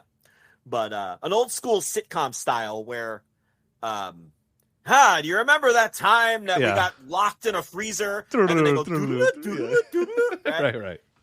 Do that kind of clip show. Have Tony Schiavone and Taz out there. And have Taz, hey, remember that time I was managing Team Taz? And then, show a fucking Ricky Starks, Will Hobbs tag team match or something, right? Just don't even bother trying. But, Punk's back. And I'm real curious now what the ticket movement's going to look like. I don't think anyone was expecting, first dance level, sell it out in 5 minutes. I mean, because you can only do the return once to pro wrestling. But, I thought the response that Tony Khan's announcement got on Dynamite was very encouraging. I mean, half the place went fucking bananas and bonkers over hearing the name CM Punk. And the other people were booing very loudly and viciously. Everyone in that building cared. Right. There was no one in that building who didn't care. Even these elite fans, these tribalistic elite hardcore, freakazoids, they're not going to not care about Punk. They're going to hate him. They're going to hate him a lot. So it's not like no one's going to not care about Punk. And I think in each city you're going to get different ratio of reactions to him in terms of boos and cheers. And eventually he's going to go heel, I think. But the word this week was that they're going to do it later rather than sooner because they feel like they're going to need him to sell some of these tickets, which speaks to your point earlier that maybe they announced them this week because they were a little nervous about the ticket sales. Right. And I think the point that you changed course also. So sorry. Now the point that you brought up at the beginning, I think is actually to me, what I think was even more poignant about announcing him. And it wasn't because of the Chicago show. The Chicago show. Yeah. Enough people were probably buying tickets knowing that he was going to be there. But I think what we found out today is by announcing that Punk was going to be on this show. Yes, you're going to sell some additional tickets. You're going to be able to open up the United Center a little bit more. We'll talk about that in a sec. But now you've opened up a lot of this other, and I'm very curious to see what the other towns do, because now it's like, oh, okay, this is a pretty big deal now, this show. This show actually has some muscle behind it. This show has a little bit, whereas like I think that they found out that a lot of people didn't know what the fuck Collision was and weren't sure why they were buying tickets to it, because then we saw like the Greensboro Coliseum, I believe it was, straight up just tweeted a picture of CM Punk and said Collision coming to Greensboro or whatever. And that they can now use that as their muscle to say, hey, CM Punk's coming to our town. CM Punk, and all these other arenas and all these other towns are now going to use that to help promote themselves. So while this idea of holding them off for the surprise of Chicago was maybe, whether it was Punk's idea or Khan's idea, most likely Punk's idea. We knew that a couple weeks ago when he told them to, get my name off of all this stuff, or like you said, whether that was an internal decision or they agreed or whatever. We talked about it a couple weeks ago. Regardless, all that was well and good for the Chicago show, but then when you see the numbers for all these other collisions, it's like, okay, no, we got a big star, we got to promote this guy, we got to sell some fucking tickets here. It was a nice little luxury that for the first dance you didn't have to do that everybody knew, wink wink nudge nudge, go buy your tickets, we all know what's going to happen here. That wasn't happening with this Collision. It was doing okay in the United Center, and it's going to obviously do better in the United Center now, but those other towns as well, they didn't get the idea. They weren't as online to figure out that Collision's the Punk show. You know what I mean? They just thought Collision was Collision. Now they know Collision's the Punk show. That might make people think, or they just think, wow, must be an important show if they're going to debut CM Punk on there, re-debut CM Punk. Like, even if you're not a fully known fan that knows that this is the Punk show or whatever, you know that CM Punk is going to be on the Chicago Collision, he's going to be on the Greensboro Collision. There's a pretty good chance he'll be on this Collision in my town, in Regina or Hamilton or whatever. So it makes all the sense in the world to just advertise them and just get that, just move it. Just do it. The Chicago show is going to do fine. I mean, they had 7,000 tickets sold before they announced Punk. The Chicago show is probably going to sell more tickets than Double or Nothing did, or at least be close. They're going to do a nice house in Chicago. Yeah, they have right now. I really don't think... So let's update the Chicago stuff right now. So while we're doing that, 500 tickets moved since last night's announcement. This is again from WrestleTix. So they moved 500 plus since he got announced. Then they're at like 7,500. Yeah, and then this about 6 or 7 hours ago, they released a whole new map with 5 upper deck sections reemerged, 2 new 200 levels, and some random seats in limited view sections also available. So now the current setup with the amount of tickets being sold is 10,233. So again, if you're remembering, the current setup before was going to be 8,698 was what they were going for before. Yeah. Now they've announced Punk. They've owned it up to 10,233, and they only need to sell 2,549 more to get there. Yeah, they're probably going to get there. They're probably going to do about 10,000, which will put them in the same neighborhood as Double or Nothing. Because Double or Nothing, I think, didn't have about 2,000 comps. They comped the shit out of that show. But fact check me on that if you can. I think it had like 1,500 or 2,000 comps. I thought the word I heard was 2,000. Yeah.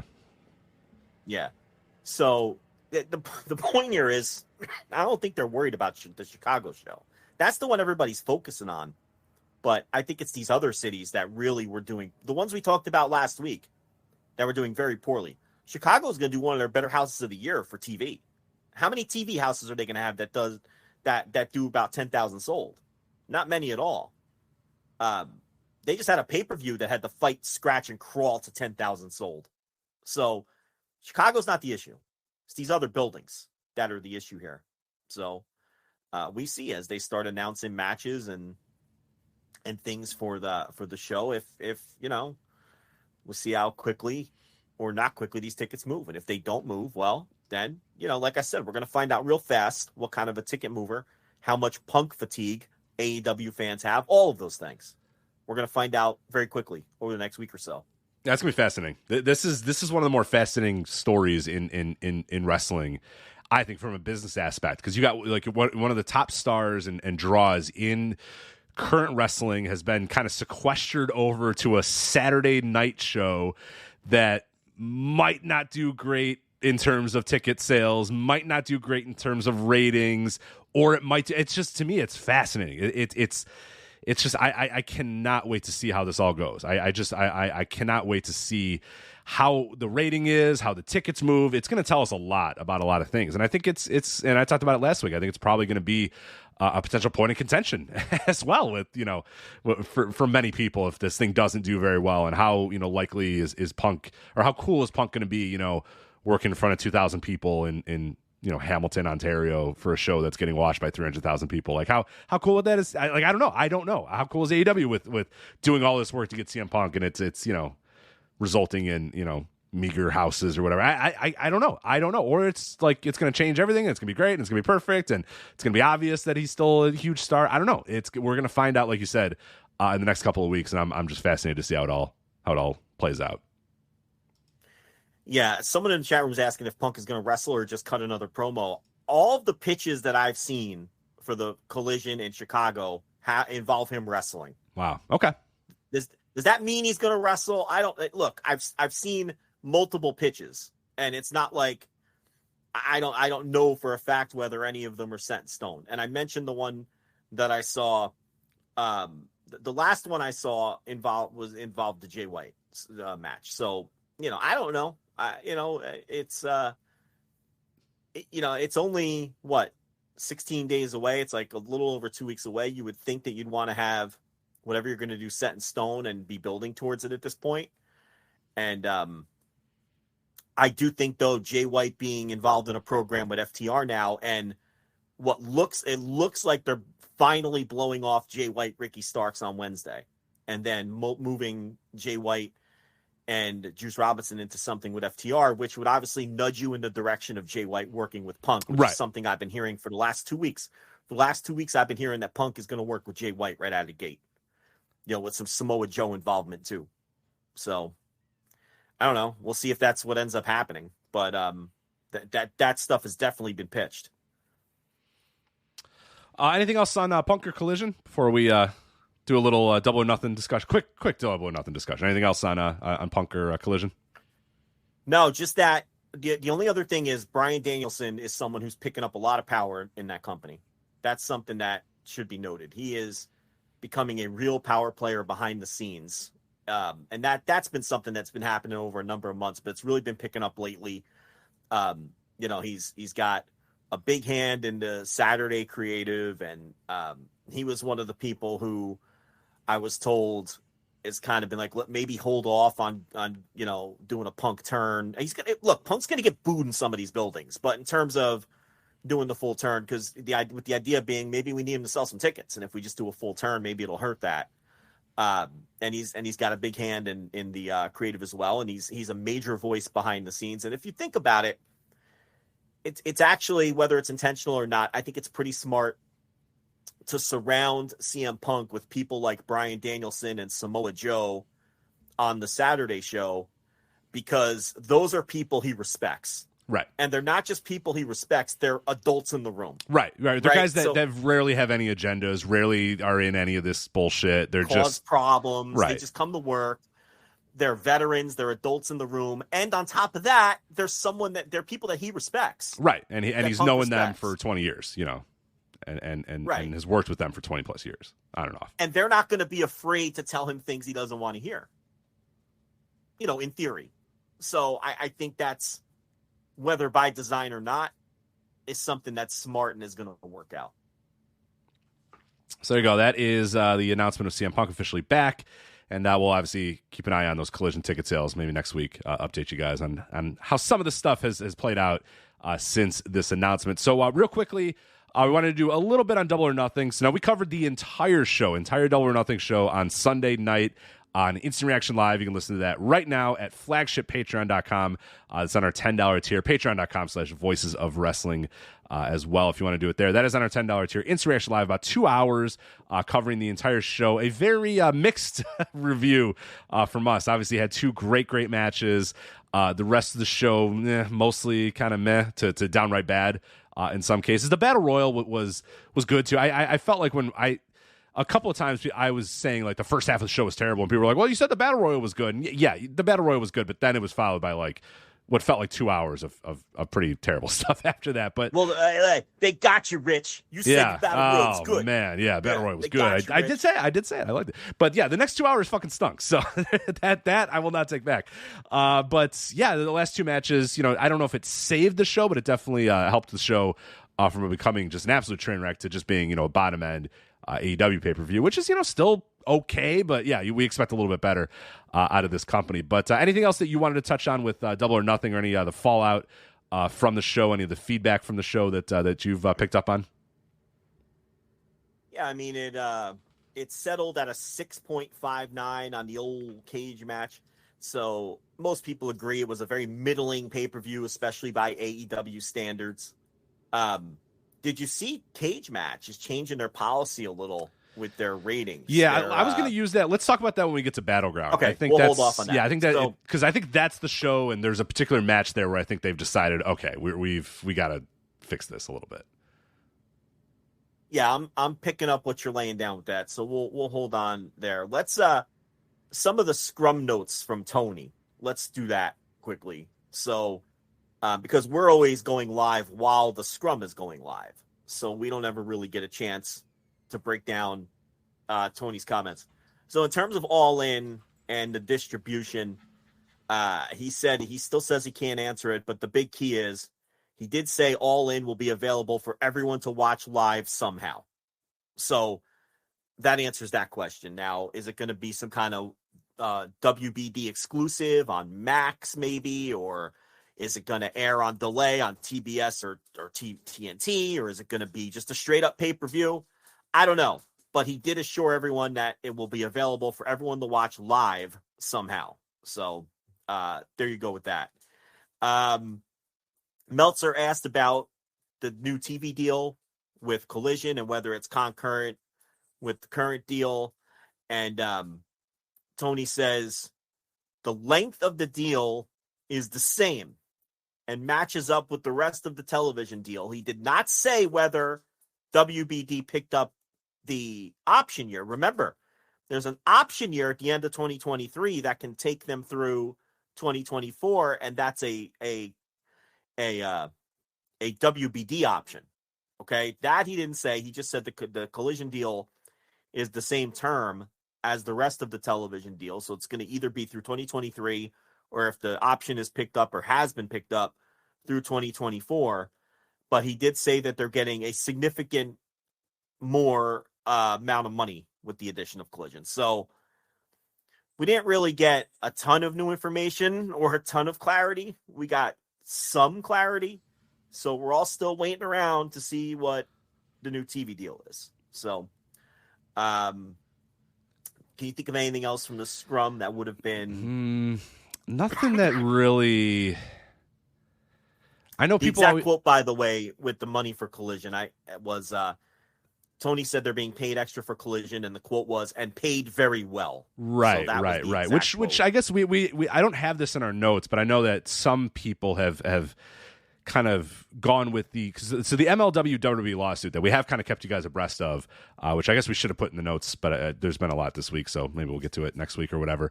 WWE lays out that, well, AEW was receiving, what was it, 249?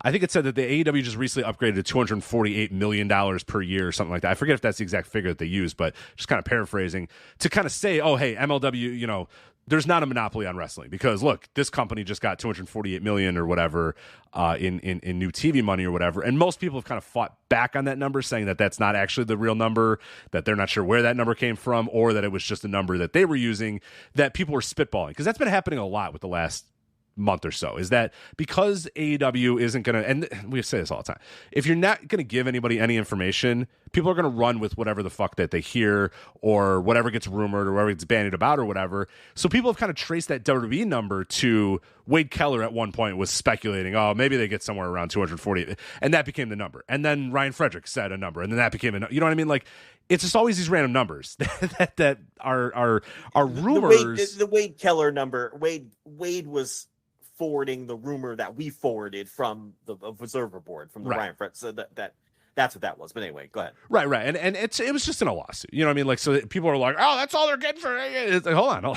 Like that, we don't know that that's the number yet. But like you always say, if for lack of a better term, if these wrestling companies aren't going to control their narrative, you know what I mean? Like, then they're just people are just gonna run with whatever. So AEW can nip that in the bud by just saying, here's the number. You know what I mean? And then we're done. There's no more random discussions about this. There's no more abandoning about it. But they're not going to do that because that's just not the way they operate. So they just let, wild shit go being said about their company left and right because, just, I don't know, just tell us something. Tell us some information and then we'll have the truth out there. It seems like that would work better. But anyway, you could just be close-minded and, tight-lipped, and that's fine.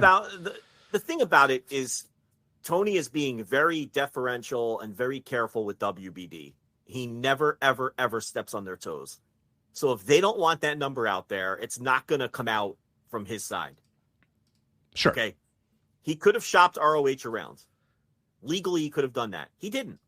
They passed on it, and he put it on his own outlet because he did not want to step on their toes and compete with them. When legally, he could have shopped that show around and probably gotten a deal somewhere to get it on TV, but he chose not to do that. And they're very obviously telling him not to talk about this deal because they're not talking about the deal, okay? And he's not doing it. And, this isn't like a sports league, like the NBA or Major League Baseball when there's a new deal and there's like 100 different people who are going to be privy to the details on both sides and someone's going to leak it to somebody. There's like 2 people in AEW, 3 people who might know the details of this deal. So if they leak it, Warner Brothers Discovery is going to know where it came. Know it's going to come from their side. If they're not the ones talking about it, they're going to know that who knows about the deal? Tony, Mega, and Mookie. Who else would know about the deal? I mean, no one else would even know about it. It's a relatively small company. So I think that's why it hasn't come out yet. Now, they're a publicly traded company. I think if people sift through their paperwork next quarter, they might be able to figure it out. But if WBD doesn't want it out there and Tony is being respectful of that and not leaking it, it's going to be a while before we ever find out what the deal is. No, I get that. It's just I don't know. There's just so much misinformation and wild shit that gets reported about and bandied about AEW that it would just annoy me. I would just want to maybe correct a lot of those by just telling people what's going on, but that's just never. And it's not just this TV deal; it's a lot of different things that go on in that company. But they remain tight-lipped, and I get it. I understand it, but I do. This is why sports organizations and movie studios and video game companies and all these just give because. If you just go out there and tell people what the truth is, then people don't run with random rumors and shit, Well, this is a larger conversation about the culture in wrestling and their relationship with the media, okay? All anybody in wrestling does is complain about how unprofessional and shitty the wrestling media is. Right. And you know what? They're right. But here's the thing. They can put a stop to that.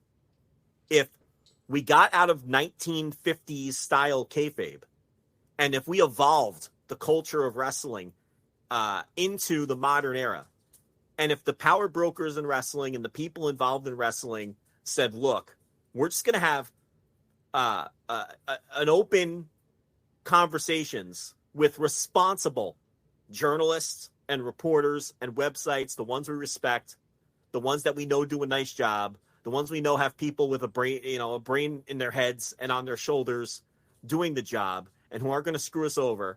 And they had open dialogues with those people and put their names on shit every now and then. You know what that would do, Rich? It would eliminate all of the bullshit garbage wrestling media that's out there. They would no longer have a space because the consumer would know that they're getting good, real, and reliable information direct from the source, like we do in all of these other, like we do in sports and we do in entertainment, where it's very easy to ignore some blog that was started, your Zero Newses of the world. And I know we have a policy where we don't name these idiots.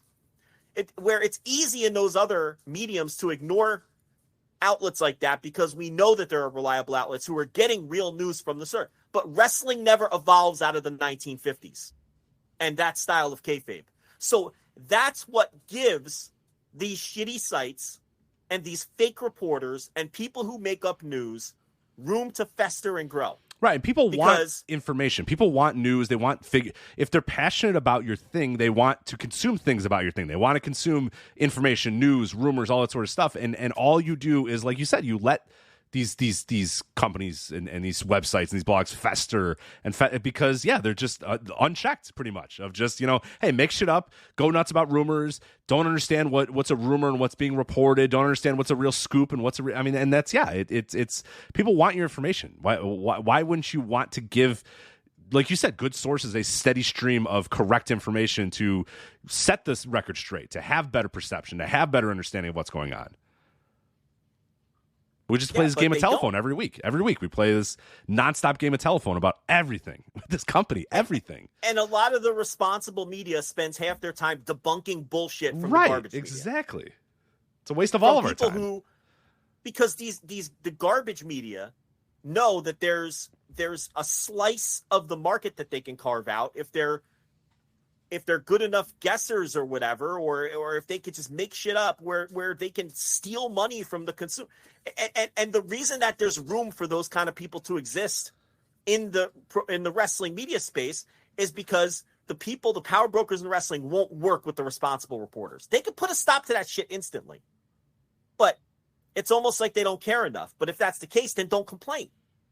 You can't have it both ways. Right, you can't have it both ways.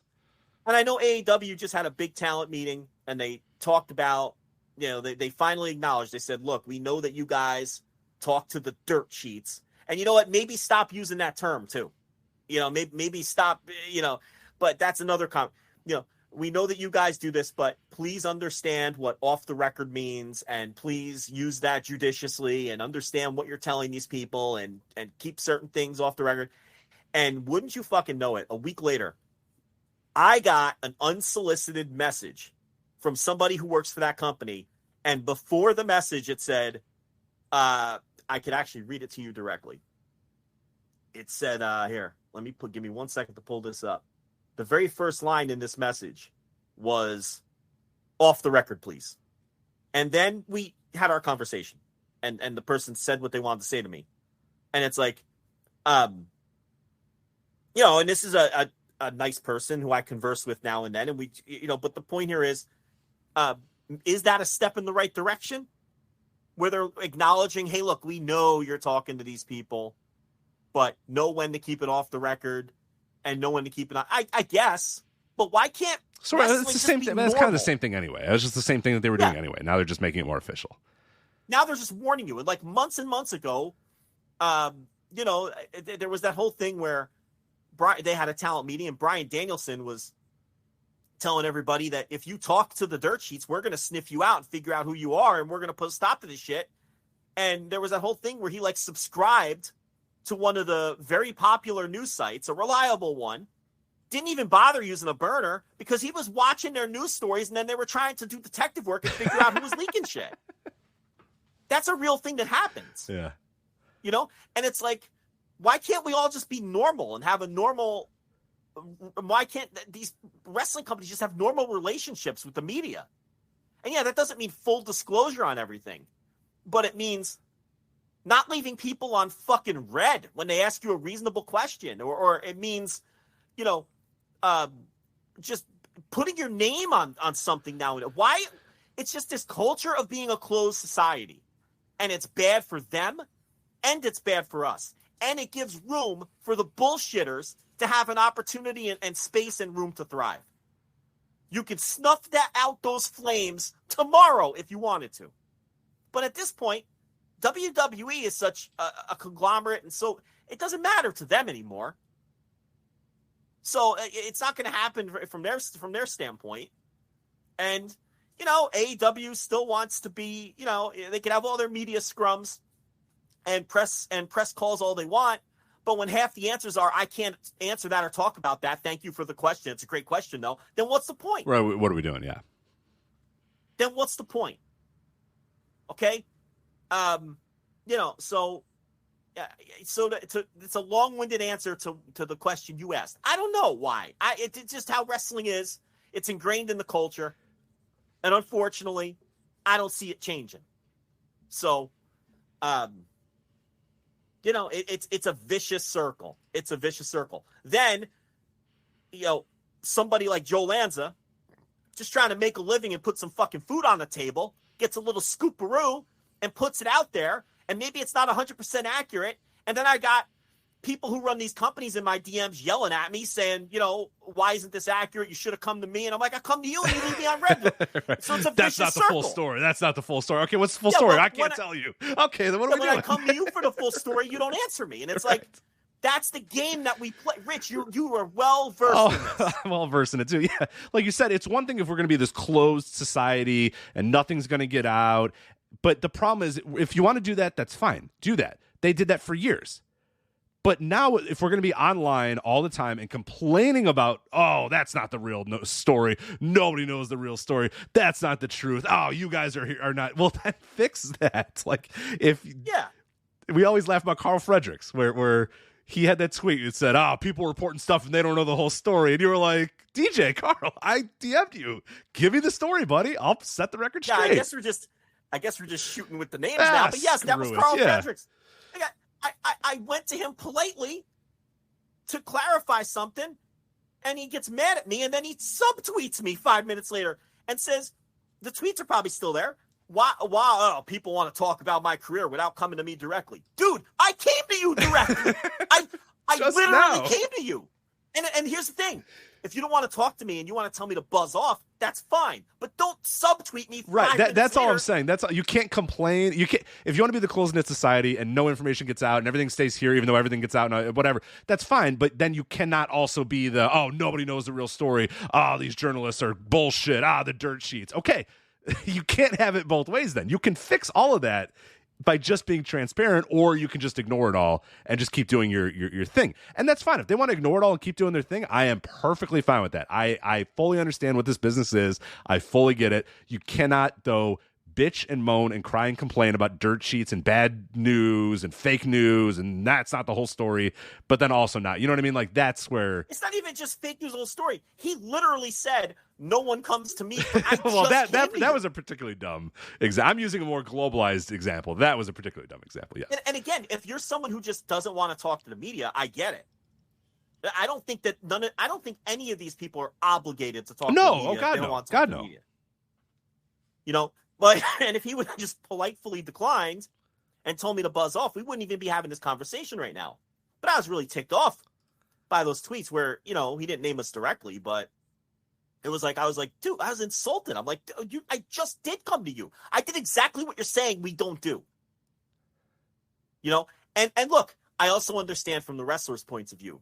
All these goofy podcasts and websites they deal with on a daily basis, trying to get them to come on their stupid podcast that 9 people listen to, and people digging for fucking scoops all the time. I get it. I know that's exhausting. I understand. Okay. But it's like, on the same token, like you said, you can't have it both ways. We either have to change this altogether, or we can keep things like they were in the 70s. That's up to them. It's not up to us. And I'm not even saying I have to talk to Joe Lanza and Rich Grage. They can pick whoever they want. But I think there needs to be more of an open dialogue, and there needs to be more names on shit. Okay? And I know there's not always names on shit like in real sports. There's all kinds of anonymous sources. We all know that, too. But sometimes there is names on shit. Yeah. Oh, yeah. And every now and then it'd be nice to get a quote from one of these people where I can put their name on it. You know why that would be nice? Because then that gives the media outlets who have names on shit some credibility. And then you know what that does? It snuffs out the shitty, bullshit, garbage wrestling media because they can't get their names on anything. And that's why I say that. That's why I say every now and then, give me something with a name on it. It's not going to kill you to throw a morsel. Let's wash each other's backs here. You give me a morsel that makes me happy, that makes my audience happy. You get your version of the story out there, and we all win. And you know who loses? Fucking Ringside News and all these other places, because you won't deal with them because they're shit. But is that ever going to happen? It's never going to happen. It's never going to happen. And this was a new company with a chance to kind of change that. And they're choosing to do things the old way. So I don't know when it can change. This should have been the purveyor of change, but it hasn't been. So I don't know. That that was a rant I didn't have planned for today. A completely unexpected one, but there we go. Or a conversation we plan to have today, but it's something I've been thinking about. And it's, what are you going to do? It's still going to be cloak and dagger. It's still going to be, even when it comes to people like Meltzer and Sapp and Johnson, it's still going to be a source says, a close source. We have learned all this cloak and dagger shit. It can't change because of the culture of it all. It's too deeply ingrained at this point. And, that's why the vicious circle is going to continue to exist. There we go. All right. Yeah, not a direction we thought we were going to go. So anything else on the Double or Nothing scrum or fallout from the show? Khan said that they were a little over 65,000 tickets sold for All In with a little over $8 million gate. So Dave jumped in at that point when Tony said they were going to break the UK gate record and said that if you're over 8 million, you've already broke it. So All In has already broke the all-time UK gate record without announcing a single match. That's pretty good. At this point, they're probably, that was what, 5 days ago or something. So they're probably around 66, 67,000 tickets sold at this point or something like that. They're probably going to get to 70. Tony claims that he was gunning for 50 and he thought they would crawl to 60, but they're already at 65, without announcing anything. So I don't know how much to read into that, though. What's he going to say? Well, we were expecting 70 and we're not there yet. He's going to lowball what he said he was expecting. You know what I mean? So read into that however you want. But anyway, you slice it. That show is obviously doing amazing, and there's, no other way to slice that. Trying to think what else was at the scrum that our listeners there was the Bryan Danielson stuff. I don't know if somebody asked him about facing Nigel McGuinness or whatever, and very interesting answer from Bryan Danielson of just like, I don't know if he's stayed in shape. I don't think he can hang with me anymore. He's gotten fat and I'm in tip-top shape, still at the top of my game type of thing. And I was told on this week's ROH that there was a lot of heavy teasing about Nigel and Danielson. So I don't know. We might be going that direction. Yeah. I don't know. I like it. Yeah, I'm in. I'm told that on tonight's ROH that McGuinness was teasing the match too. So, or is that what you just said? Yeah. So I think we're there. Yeah, sort of said it, but yeah, thank you for confirming it. Yeah. So yeah, we're going that direction. I think. I don't know if that's just we'll see if we can do it, and I don't know if Nigel's fully cleared. I have no idea what the status of Nigel is, but that'd be really fucking cool for Level. That'd be a really cool show to have for All In. You know what I mean? That'd really just get that card to another level for sure. Another morsel from the scrum was Tony saying that it was WBD who came to him. Well, I guess that was in the press call too. He said the same thing, that they came to him with the idea for Collision, and also offered a buttload of money. So that's another good sign that they're in really good standing with Warner Bros. Discovery, where they're coming to them and saying, "Give us more content." He kind of danced around the expectations of what he thinks that they'll do on Saturdays and didn't give a straight answer on that one. And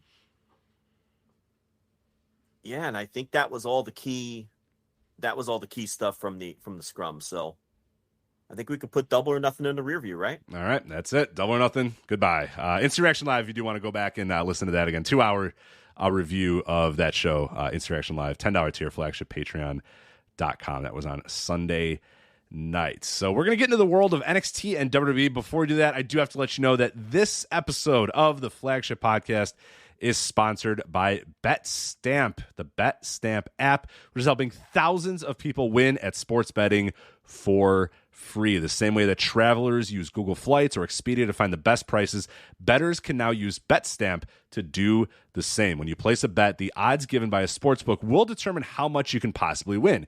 Even when betting on the very same outcome, different sportsbooks will offer varying payouts, and those differences can be huge. Thankfully, BetStamp allows you to easily line shop for the most profitable odds across all sportsbooks. You can click on any matchup or any bet you want to make and instantly see all the different odds for game lines, player props, and even future bets. Line shopping is the simplest way to find an edge in sports betting and maximize your chances of winning long term. Basically, you're not beholden to any one of these sports books. You don't need to be loyal to anyone. Whatever one is going to make you the most money, that's what you want to put your money on.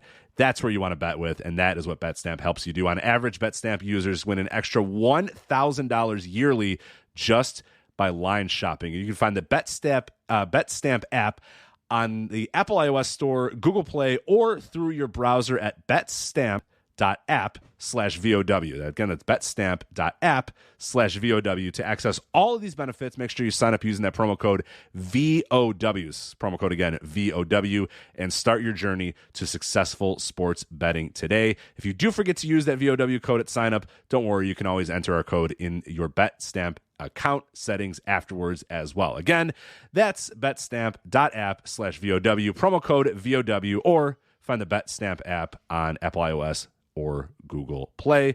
And we, of course, thank them for sponsoring this week's show. All right, so I did not see all of Night of Champions. I don't know if you wanted. I watched all of Battleground, though. I made sure to watch all of Battleground because I heard really good things about that show, and I have some thoughts about that. Do you want to quickly go over Night of Champions, or do you want to do Battleground first? What one has more of your interest? I thought they were both pretty good shows, but very quickly, let's just bang this out in a minute or two. We were asked to discuss it briefly, and I really don't have a ton of information. I don't think you do either. But Pro Wrestling Noah separated themselves from Kinya Okada and Yasutaka Yano, who, if you remember, about a month and a half back, were pulled from a show literally at the last minute to the point that I think Akatashi Saito had to wrestle in his street clothes to replace them in a match. It was a very weird situation, and then they just disappeared, and they haven't been booked. They haven't been booked, period. It was actually, the date is actually April 16th was the show, and they were supposed to work the opener, and Saito worked in his dress pants to replace them, and they just disappeared. And I poked around and couldn't get any information on it. And I know that the Emerald Flow show reached out to Noah's English PR, and they got a response back from Justin Nipper, who is the Noah's English language PR rep, and he gave a total non-answer. It was very obvious that he just didn't know what the deal was either, because the response was, and this is not verbatim, was just, Pro Wrestling Noah has not announced anything about Okada or Yano at this time. Thank you for your inquiry. Like, he obviously didn't know anything, but, and just responded to them with a total non-answer. And it looks like the decision was just made yesterday, meaning Wednesday, where Noah finally put out a tweet on both their English and Japanese Twitter saying that they have terminated the contract of both wrestlers. So I still don't know what the deal is, but obviously for them to be pulled from a show, or whether they quit or got pulled from a show that's super late, to where someone had to wrestle in street clothes to replace them coming off the announce booth, it's not an amicable split is the point here. So I wish I knew more. The English language PR didn't exactly shed any extra light on it either at the time. And Gerard DiTrolio, no relation to Finn, also noted from the Emerald Flow show, he also noted that there's something up with Junta Miyawaki too, because he comes back from Mexico and they're booking him and they're pushing him. And then they claimed he went back to Mexico, but there's no records of him working any matches in Mexico since.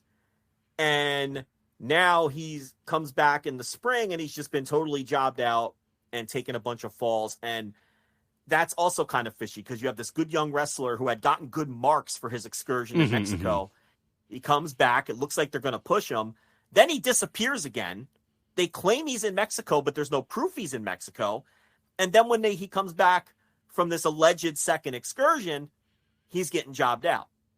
So something weird is going on with the Noah Young guys, but I don't know. I don't have any insight. I've poked around and gotten absolutely nowhere. Yeah, I've seen a few rumors bandied about, but nothing that, nothing you can even go with, or anything that was, I've heard the reason is this, or I actually heard the reason was this. So it's like, all right, If it was the same one that was getting bandied about enough, I'd probably say, hey, the rumor is that, but it's like it's clearly just people. I don't know. Well, you've heard more than me then, because I haven't heard anything. Well, they're all like they're completely unsubstantiated, so they're not even worth. Oh, it's discussing, just fans. So. Yeah, like at one point I was like, wait, you're just saying, oh, I think it might be this, and it's like, okay, all right, we're good here.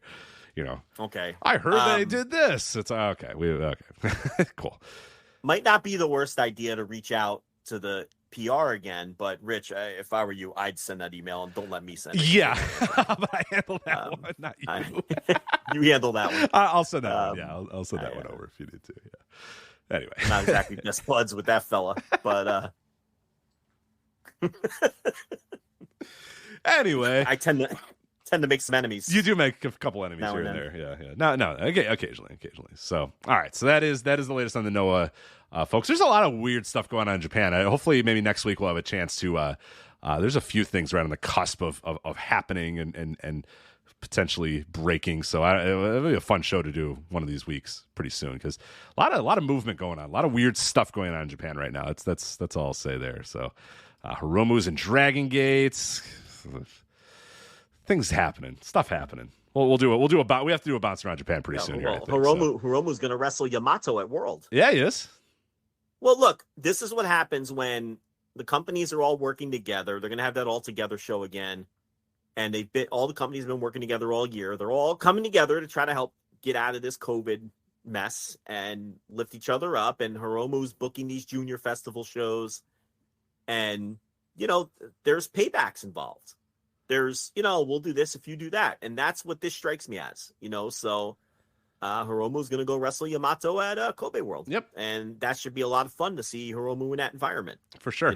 I've also been told, keep an eye on Sponge Guy, old LEC guy. He doing a lot of moving and shaking. A lot of moving and shaking in Japan right now.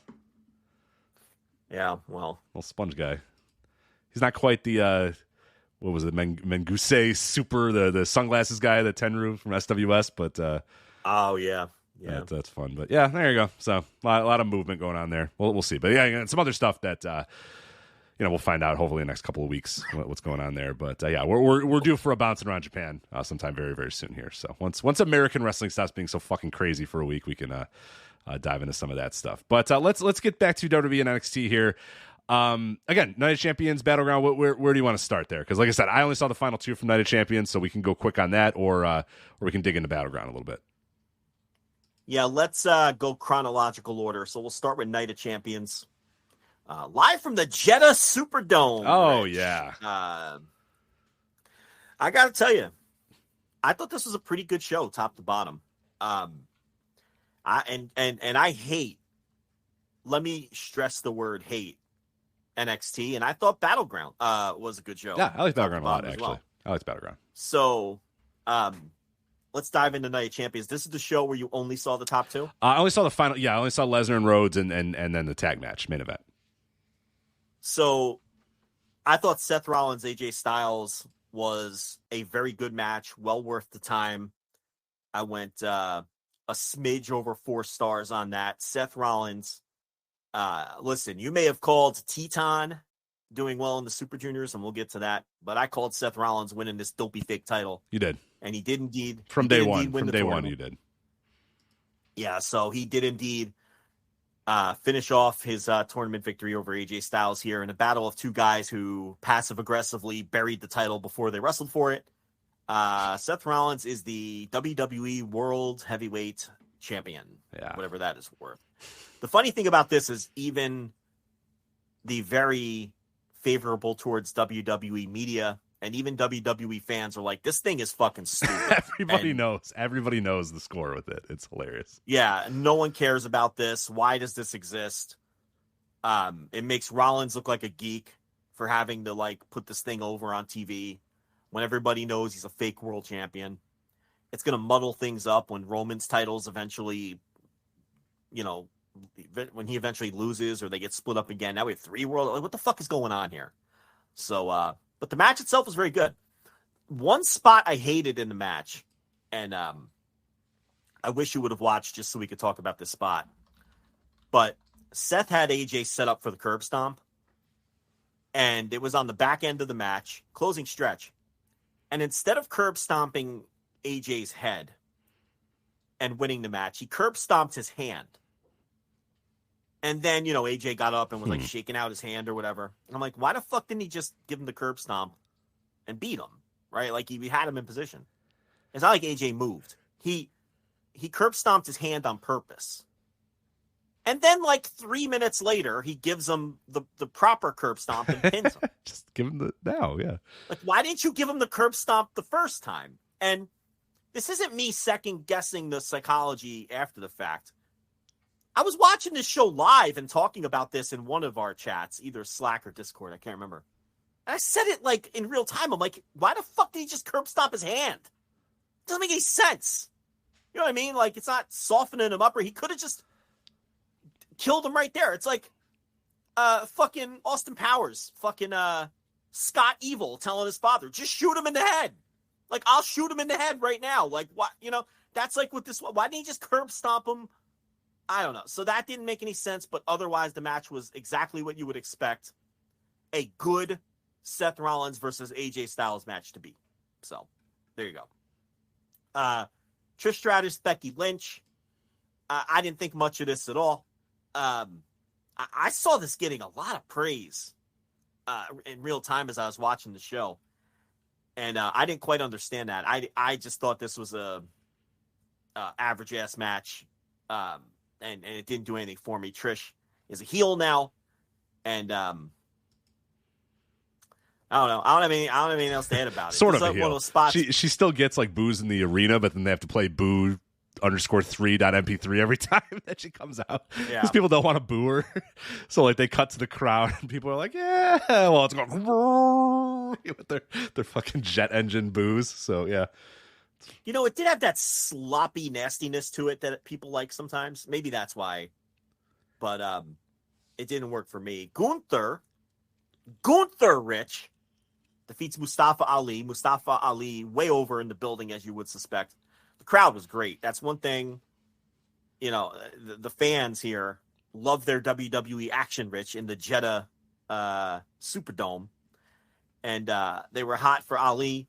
Real close to that boardwalk that Michael kept telling me about. Kept saying the stunning boardwalk here in Jeddah.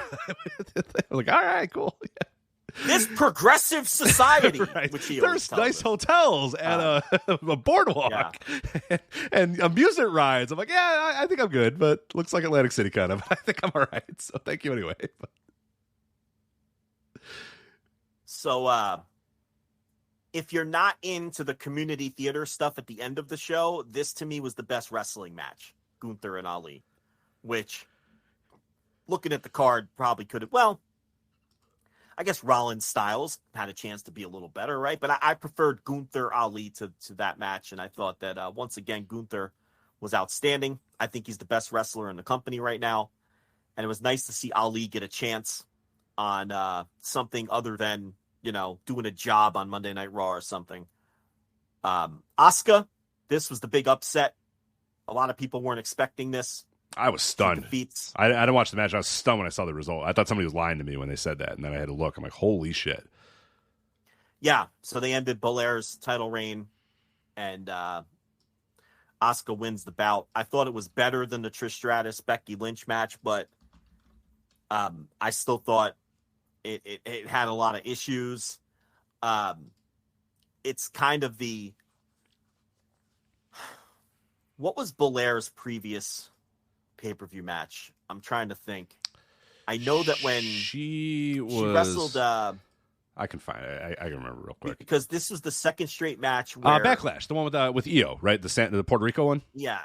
The Puerto Rico one with Io, and now this one. This is the second straight match where the crowd didn't really go with the story they were telling in the ring, but because WWE is so rigid and the wrestlers aren't allowed to deviate from the plan at all, and they have to go out there and do what the agents tell them, this was the second straight Bianca Belair match where it could have benefited from some, let's go out there and work for the crowd. Do you know what I mean when I say that? And they didn't. And it was the same thing with the Io match where, the fans were hot, but they weren't reacting to the story being told. And that's just the handcuffs in this company that you have as a performer. And, it's unfortunate. It's in another era, you would adjust for the crowd and tell a story, or either go with the crowd or tell a story that's gonna get over with a dead crowd, and there's no room for that in this company. This company is just so rigid. It's a television show, and it's a highly controlled and produced television show, and that's what I thought hurt this match as well. Rhea Ripley squashes Natalya, so she wins a squash in Puerto Rico over the shop steward, right? And she wins another squash here. They're really pushing her really hard as just this unstoppable force, which, is good. I think that this push is good. So she doesn't need, it's very rare in WWE to see that, where just an actual push. Yeah, like people just win convincingly. Yeah, they book everything 50-50, and no, she's just been kicking people's asses and beating them. And this one was even more of a squash than the match against the shop steward. What's her real name? Zelina Vega. Zelina Vega. So, and then this is where Rich can jump in, because next up was Brock Lesnar over Cody Rhodes. And I'll just give my review quick and then hand it over to Rich. I thought this was great. I've seen some mixed reviews. I've seen people say, we'll dig into the finish, because I think that's the most controversial aspect of it. But, Cody coming in with the injured arm, and then Brock beating him with the Kimura. And instead of tapping, Cody passed out due to the pain. And, I thought it was, the work was pretty violent and nasty up to that point. And the idea that you would pass out to a Kimura is what people are taking issue with. But look, to me, it's pro wrestling. It's not MMA. And Cody's whole deal is he's this superhero babyface, and he's wearing the brace, and it wouldn't be within his character to tap. I didn't have any problem with him not tapping and just succumbing to the pain and passing out. In fact, I thought it was kind of a cool finish, to be honest. I didn't have a problem with it, and I enjoyed the match. And once again, it's Brock and his match feeling completely different than everything else in the show, having a different energy, a different vibe, a different feel. It was worked differently. And Brock's shit just continues to connect with me. And same for Cody. I can't think of a Cody pay-per-view match he's had in this company that I haven't thought was fantastic. So I really loved it. It was my third notebook match of the evening after Rollins and AJ and Gunther and Ali. I give the slight edge to Gunther and Ali as the best match on the show. But what do you think of Brock Lesnar and Cody Rhodes? No, I liked it too. I liked it for a lot of the same reason that you always bring up. And that's true of almost every Cody match, and it's true of almost every Brock match. Like you said, they come in and they're just a different level of star. They just look and feel different. Their matches have a different beat to them. They feel like they're wrestling from a different planet. Like they're just completely different than everything else in this company, which is so manufactured and so hits the same beats and note by note, and everybody, even like I haven't seen Seth versus AJ, but like plenty of Seth Rollins matches leave me kind of cold at the end, because it's like, all right, he's just doing, the WWE style of match, the Seth Rollins WWE style of match or whatever. But Cody and Brock, like, you almost have no idea what it's going to be, exactly what it's going to be, how it's going to be structured. You kind of know it's Brock's going to go in there and he's going to maul a guy, and Cody's going to be in there and be the underdog babyface or whatever. But they're just so good at it, and they're so good at being, what they are, and so good at just being tippy top guys and just feel like stars with a capital S. They go out there and they just own that room. And I thought it was a really, really fun match. And yeah, Brock just mauling the guy for a lot. Cody and his cast.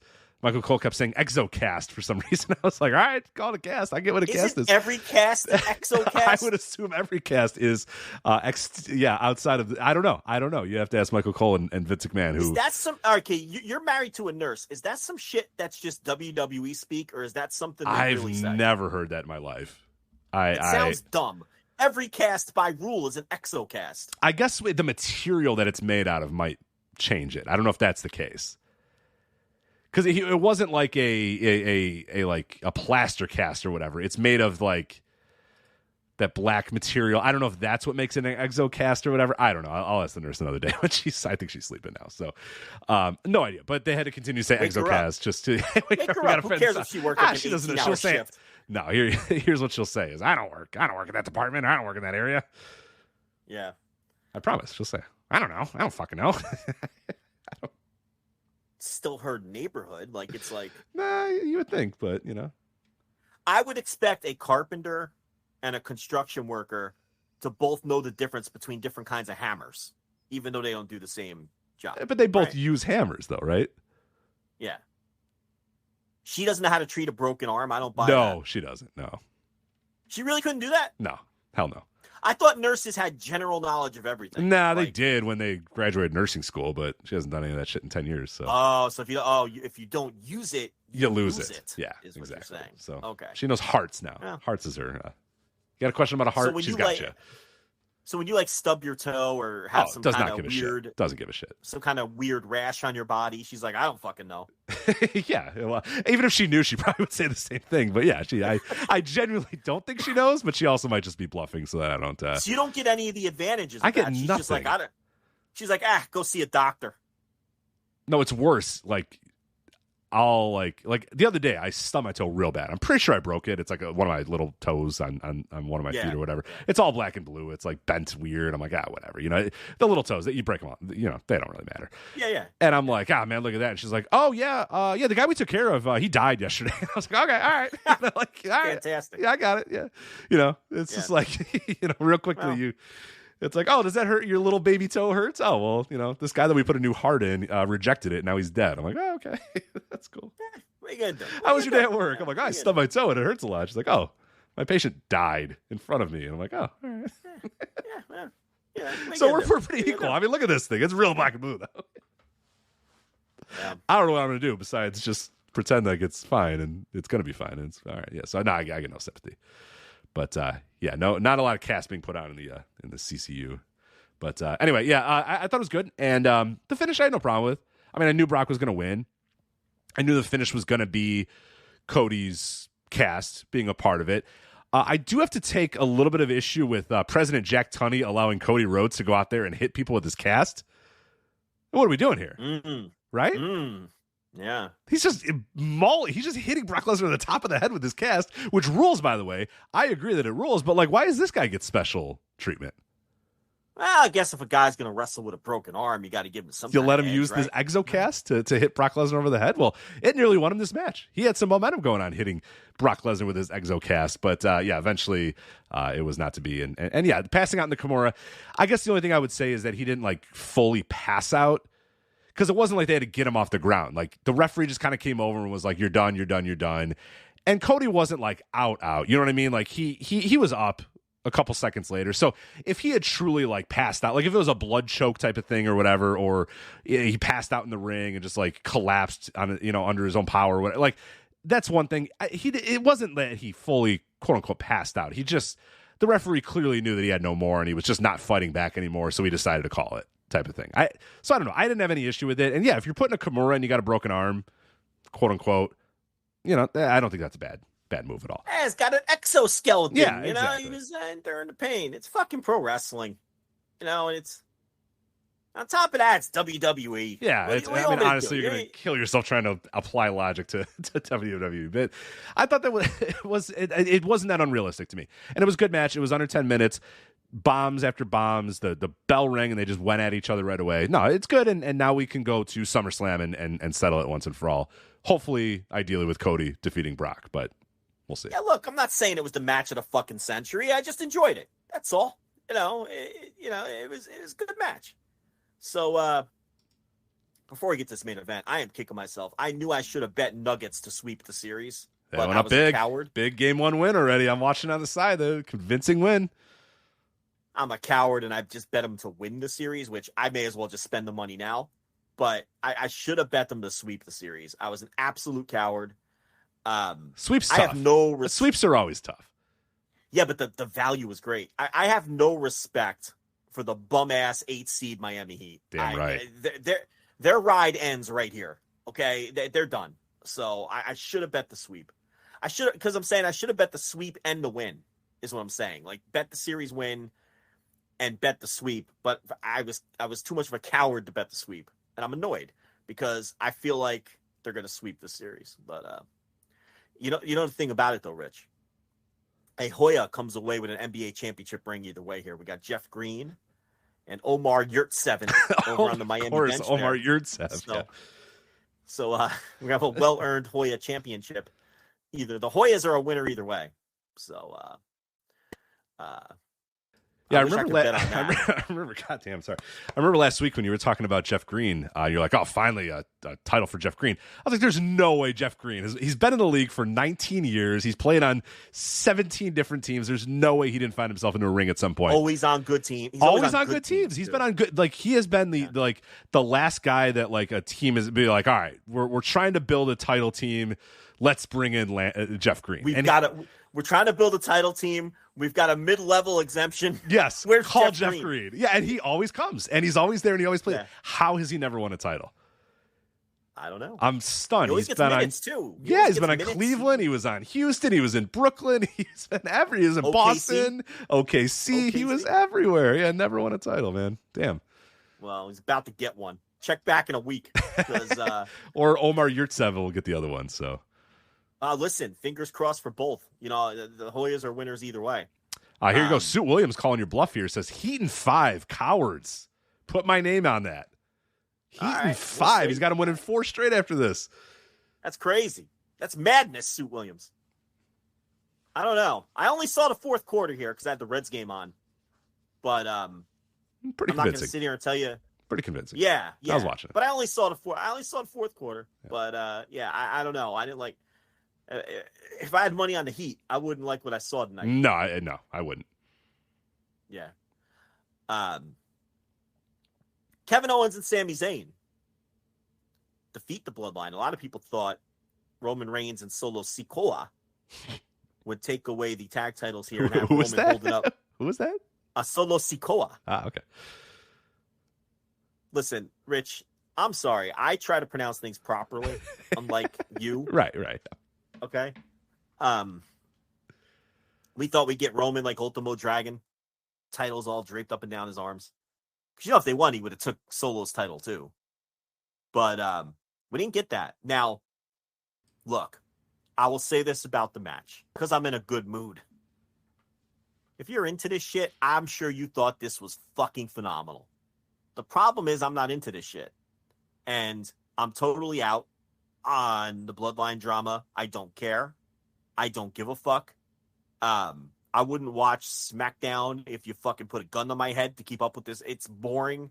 It's been overdone for 2.5. I can't talk, Rich. Take over. Everyone knows what I'm going to say anyway. I'm going on mute. Well, I start coughing too. There you go. Yeah, we said we should stop the show at 2 hours, but we're going to go 3 hours because we're maniacs. But yeah, if you've seen the story and you've seen these matches, it looked and resembled like a lot of the previous matches. It was a lot like Kevin Owens and Sami Zayn versus the Usos at WrestleMania, which I thought was a really, really good match. And if you love, this style and this story, you're going to love that a lot. It was a lot like, Sami Zayn and Roman Reigns or whatever. And it was, it felt like what a lot of these matches feel like, which if you're really, really into the story, they're pretty good. And if you're not into the story, the baseline is a pretty decent wrestling match too. It's got a lot of big moves, a lot of big impacts, but it does have slowdowns for Roman to cut a mid-match promo. It does have people looking at each other for a long time. So if you can get past that stuff and be okay with that, at its core, it's still a pretty good wrestling match with a lot of really good back and forth or whatever, because there's a lot of talented people involved. Like Roman Reigns is, for whatever, I have to say about, Roman Reigns, the character, and overall, like he's a good worker. And obviously Kevin Owens and Sami Zayn, they speak for themselves, just tremendous, tremendous workers. So I thought this was, a really, really, really good tag match. Goes 26 minutes and 25 seconds, but the story that everyone's going to come out of this with is Jimmy Uso, nobody's bitch, right? He's nobody's bitch? Sure. Yes. Let's go. Damn it. I was so confident that Jimmy was nobody's bitch, and then you were going to go, yeah, nobody's bitch. That's Jimmy. God damn it. Now I got to look it up, right? I'll look it up. Keep talking. Okay. I'm pretty sure Jimmy Uso is nobody's bitch, but Jimmy is nobody's bitch. Okay, and Jay is the right-hand man. Yeah, I think we should both. I think I should get the nobody's bitch t-shirt, and you should get the right-hand man t-shirt, and we should do our first video edition of this podcast wearing our Nobody's bitching. Right hand man Bloodline, shirt. Nobody's Bitch, and Right Hand Man t-shirts. Well, they might be on sale after this. So we have finally, maybe, sort of, we don't know, the fracturing of the bloodline where, the Usos come in and they're, they run in, there's, the referee gets knocked out by a spear, and of course, no other referees come down. Nobody ever, again, in kayfabe, Cody's able to use, President Jack Tunney's got to get control here. Cody can just use this exoskeleton with no repercussions. And anytime a referee gets knocked down in a Roman Reigns match, send another referee out, right? Wouldn't that make sense? They've created a new title because this guy is fucking them over left and right. So they know it's happening. Right? In kayfabe, like they know Triple H is like, yeah, this guy never comes to work, and so we got to make a new title because he just wins and he doesn't really earn it and he doesn't come to work, so we got to make this new title. So, okay, maybe bring another referee down. But anyway, a ref takes a bump, and then the Usos come down. They throw super kicks to Owens, throw super kicks to Zayn. They go to throw another one, and I believe it was Zayn that ducked out of the way, and then they super kick Solo Sikoa. And then they cut to the outside, and Roman Reigns is on the outside. And Paul Heyman, you won't guess, Joe, his mouth is agape. He is stunned. His jowls, it's just, what? And Roman Reigns looks, and he slides into the ring, and he shoves the right-hand man and goes, "You not the right-hand man no more," and shoves him. And shoves him in the face. Then he shoves Jimmy. Then he goes back to Jay and says, "Get out of here. You're not the right-hand man anymore." And then he turns around. God, I don't care. And then he turns around, and Nobody's Bitch super kicks him. Yeah. And then the right-hand man goes, "What you doing? What you doing?" Come on, Oos. And Nobody's Bitch goes, "I would never treat you that way. I would never treat you that way." People love cinema, Joe. This is cinema, all right? I don't know why you're not understanding. This is Emmy award-winning cinema. From me, a person who's never seen any movies or any TV shows ever, this is cinema. It's like, have you ever seen that tweet about Boss Baby? I forget the exact line. Yeah. It's like, this movie has a lot of Boss Baby vibes. It's like somebody who's only ever seen Boss Baby. Yeah. I'm paraphrasing because I'm coughing and That's laughing a great at the same tweet. time. It's so good. It's a classic tweet. Just go find it. It's one of the only. There's like 10 good tweets ever, and that's one of the 10. But it's like, so then, and then the Nobody's Bitch says, "He ain't your brother. I'm your brother." And then he tells Jay, "Do it to him, bro. Do it to him, brother." And Jay looks, and then he looks, and then he looks, and then he leaves the ring. How does anyone still give a shit about any of this? I don't know. The amount of tweets that I saw were like, "Now that's storytelling in wrestling." It's like, come on. Jesus just like, Christ. Watch something else. They've missed the peak. We've had this Rich, this is like deja vu. We've had this conversation a half a dozen times. Joe, I was going through for our Patreon. I go through and I'm doing this thing where I archive all of our past. So from June 2018 to today, to June or to last year, to June 2022, every one of our posts from every June that we've ever had. There's a post from you in June 2021 saying the bloodline is stupid and I have statistical proof that it's stupid or whatever. And you were citing like the ratings and how the story's never going anywhere and nothing's ever happening. In June of 2021, we're here in June of 2023, and Nobody's Bitch super kicks Roman Reigns, and people are like, "Oh my God, what's going to happen next?" And it's the same people in the group not getting along. I know. Just kick the Usos out. Tell them to go. The Usos, just leave. Why are you here? You don't have to be here. Here's the bloodline story. Cliff notes. Nothing happens for a year and a half. Then Sami Zayn and Cody happen for 2 months. And then nothing happens again for the next 3 months. That's the whole story. Like, nothing ever happens or advances with this. It's the same people at odds with each other now. They took a little break when Cody and Sami got hot. They all had odds with those two instead. Now they all have odds with each other again. It's the same shit over and over and over. How can anyone genuinely enjoy this at this point? Even if you were enjoying it before. How are you still enjoying the same story being recycled for 3 years? Do I have to question your mental capacities at this point? I think we're getting close to that point. Because like even dyed in the wool, like WWE, like Ryan Satin even is like, yeah, this story's starting to get a little long in the tooth. Yeah, he's turning on. Right, if you've lost Ryan Satin, you've lost. It's over. Wrap it up. Lost a lot of the hardcore diehards because it's the same repetitive shit over and over. I think a lot of the Twitter accounts that are like, this is cinema, now this is storytelling, they're just teenage WWE fans who are just like shit posting to get reactions because AEW did something cool. Now they have to react to you know what I mean? It's like that fucking loser game of ping pong that both sides play. Like, I think there's a lot of that going on. But and I think maybe, I don't know, the younger you are, the less exposed you've been to other forms of pro wrestling, and maybe you do think that this is like the pinnacle of pro wrestling storytelling still. But yeah, I don't know. The problem is, I watch these matches and my eyes are glazed over, and it's just, I'm like, I don't like this. I'm not into it. I don't care where any of this goes. I'm not interested in it. I don't know. It's the same repetitive conversation we have every time. Yeah. But so it's just not even worth having. And then Sammy pins Solo Sikoa, and they retain the titles. So great. The thing is, if this match landed for you, this is a really good show. I mean, and there was nothing wrong with the work or anything. It's just all the fucking promos and community theater shit that I can't do it. I have no use for it. But I mean, top to bottom, it's probably a better show than Double or Nothing. It's just Double or Nothing had better. It peaked higher. It peaked higher and had better ending. Yeah, the best stuff on Double or Nothing was better than the best stuff on this show, but I thought this show was a more consistent show from top to bottom. All right, so that was WWE Night of Champions. Let's move on to NXT Battleground. This was the NXT pay-per-view on Sunday. Gosh darn it, wouldn't you know it, right head-to-head with Double or Nothing on Sunday from Lowell, Mass.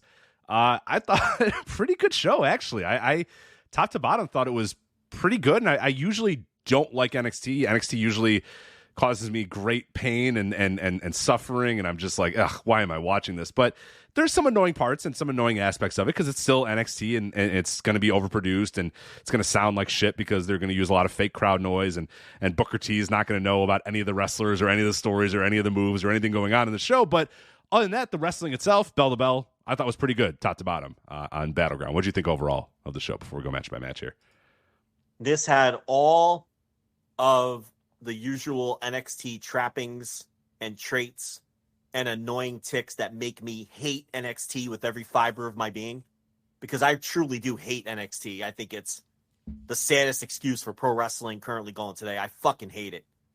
But all of that aside, it was a pretty good show, but a lot of those things that I hate about NXT did drag down some of these matches. And I guess we'll get to that as we go through the review. There's two matches in particular that I thought the usual NXT/WWE bullshit totally killed what otherwise, not totally killed, but dragged down. Well, totally killed one match and dragged down another from being a potential match of the year contender to why is this great potential match of the year contender fucking annoying me now? And that was obviously Ilya versus Dijak. Right. And we'll get to that. Just total unnecessary WWE horseshit that took that match down a notch when really it should be a match that everybody's talking about. But anyway, I guess we'll start at the top with Wes Lee defeating Joe Gacy and Tyler Bate, 3-way for the North American title. I'm kind of over these Wes Lee multi-man matches. Yeah, I agree. Yeah, they're getting long in the tooth, and I'm done. And this one wasn't even that. I mean, it was a good match, but this wasn't even that great. Like, I don't know what they've done to my boy, but Tyler Bate is just a shell of his former self. It's just, this guy had a chance to be like an all-timer, and he came out of the gate as a teenager, as someone who was an absolute prodigy, and a real prodigy. Not some fake prodigy. People try to say someone's a prodigy and they're not. Like, he was a real, honest-to-God prodigy in pro wrestling. And has had some of the best matches you'll ever see in NXT. And even abroad, he's great on the come-up on the indies. And, man, they just, that's not what this company is. And, especially NXT, you have to be a cartoon. You have to be some caricature. It's, all this tongue-in-cheek bullshit that they do. And he's not the same wrestler anymore either. No, he massacred my boy. They really have. Yeah, his in-ring work too. If it's not just the look, and it's not just the push, and it's not just the fact that he's still only 26. By the way, he's still only 26. But it's just like disgusting. Yeah, he still should have a prime ahead of him. But it's like you watch a match like this, and he's just a passenger at this point. You know what I mean? He's just along for the ride. Yeah. Sucks because he was incredible. Decent little high action opener though. Yeah, it was okay. It had a lot of the tropey. All right, one guy gets out of the ring, and now it's Bate versus Lee for a minute, and then Gacy gets in and throws Bate out. Now it's they did a lot of that, but that's to be expected. This was the opener, obviously, of the show, and this is when. Very early on in the show, you can tell Vic Joseph already annoyed with Booker T, who does not know any of the stories or any of this man commentates NXT every week and has no idea what's going on, has no idea who these people are, has no idea what any of their finishers are, what any of their nicknames are, what any of their histories are. My man shows up, puts the headset on, goes to work, puts the headset down, leaves, and that's it. He's like, Tyler Bate cheating his way in here. He's like, he didn't do that. What are you talking about, Booker? He's like, I didn't say he cheated. He earned his way. He's like, you just said you cheated. It's like he doesn't even know what he's saying. He's just saying things. It's so good. I love it. Did you see a couple weeks ago they caught him ordering DoorDash on the air? Perfect. Yeah, that makes all the sense in the world. Makes all the sense in the world. Yes. Someone took a picture of his phone. He just has no idea what the stories are. And then confronted, he just lets it go, because Vic Joseph's like, Booker, you really think Tyler Bate cheated his way to get in the match? He's like, I didn't say that. It's like, yes, you did. You just did. You just said that, Booker. He doesn't. He's just saying things. He doesn't care. It annoys me, and then I just it becomes fun bad about halfway through, and then I'm along for the ride, for the Booker ride. So, yeah, guys, calling a match, and he's ordering a calzone and a large Coke in the middle of the match.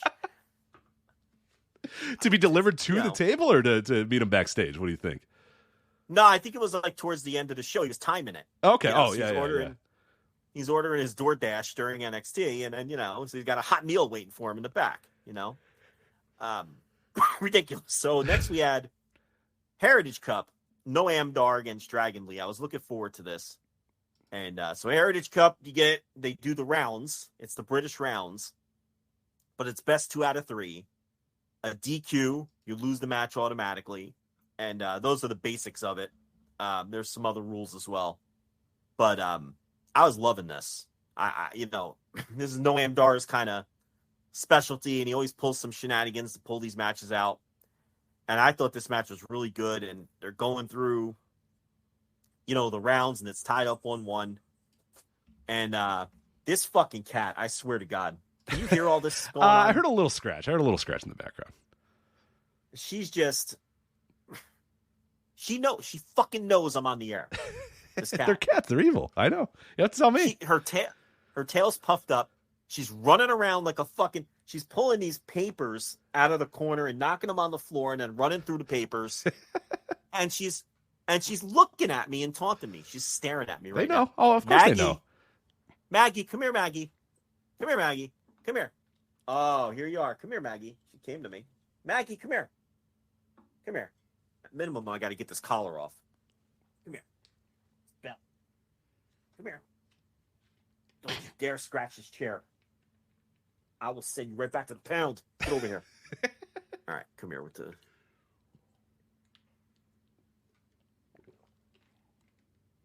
So if I get the collar off, then at least I don't have to hear the bell. I honestly didn't hear that much. I heard a little scratch at the end there, but not much. As she's sprinting across the house. I think it's annoying you. I think it's annoying you a lot more than it's annoying. Well, it is annoying. It's breaking up my concentration. So, she's fucking doing wind sprints like Florence Griffith Joyner over here. All right, so... All right, so I got that collar off at least. All right, so what the hell was I even talking about? Oh, the Heritage Cup. Heritage Cup. So, yeah, I'm loving this match. I'm getting into this. I'm invested. And then these women, well, first Aura Mensa comes out, and he's cornering Dar. And Dar's like not sure if he wants him there. And then these two women come out.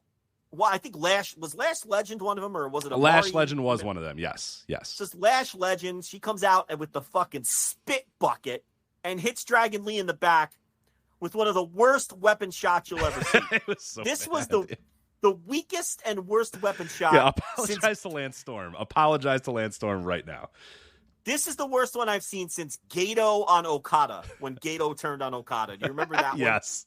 Where he didn't even know how to hold the chair. Like he was holding the chair in a weird way, and he like hit him backhanded with it.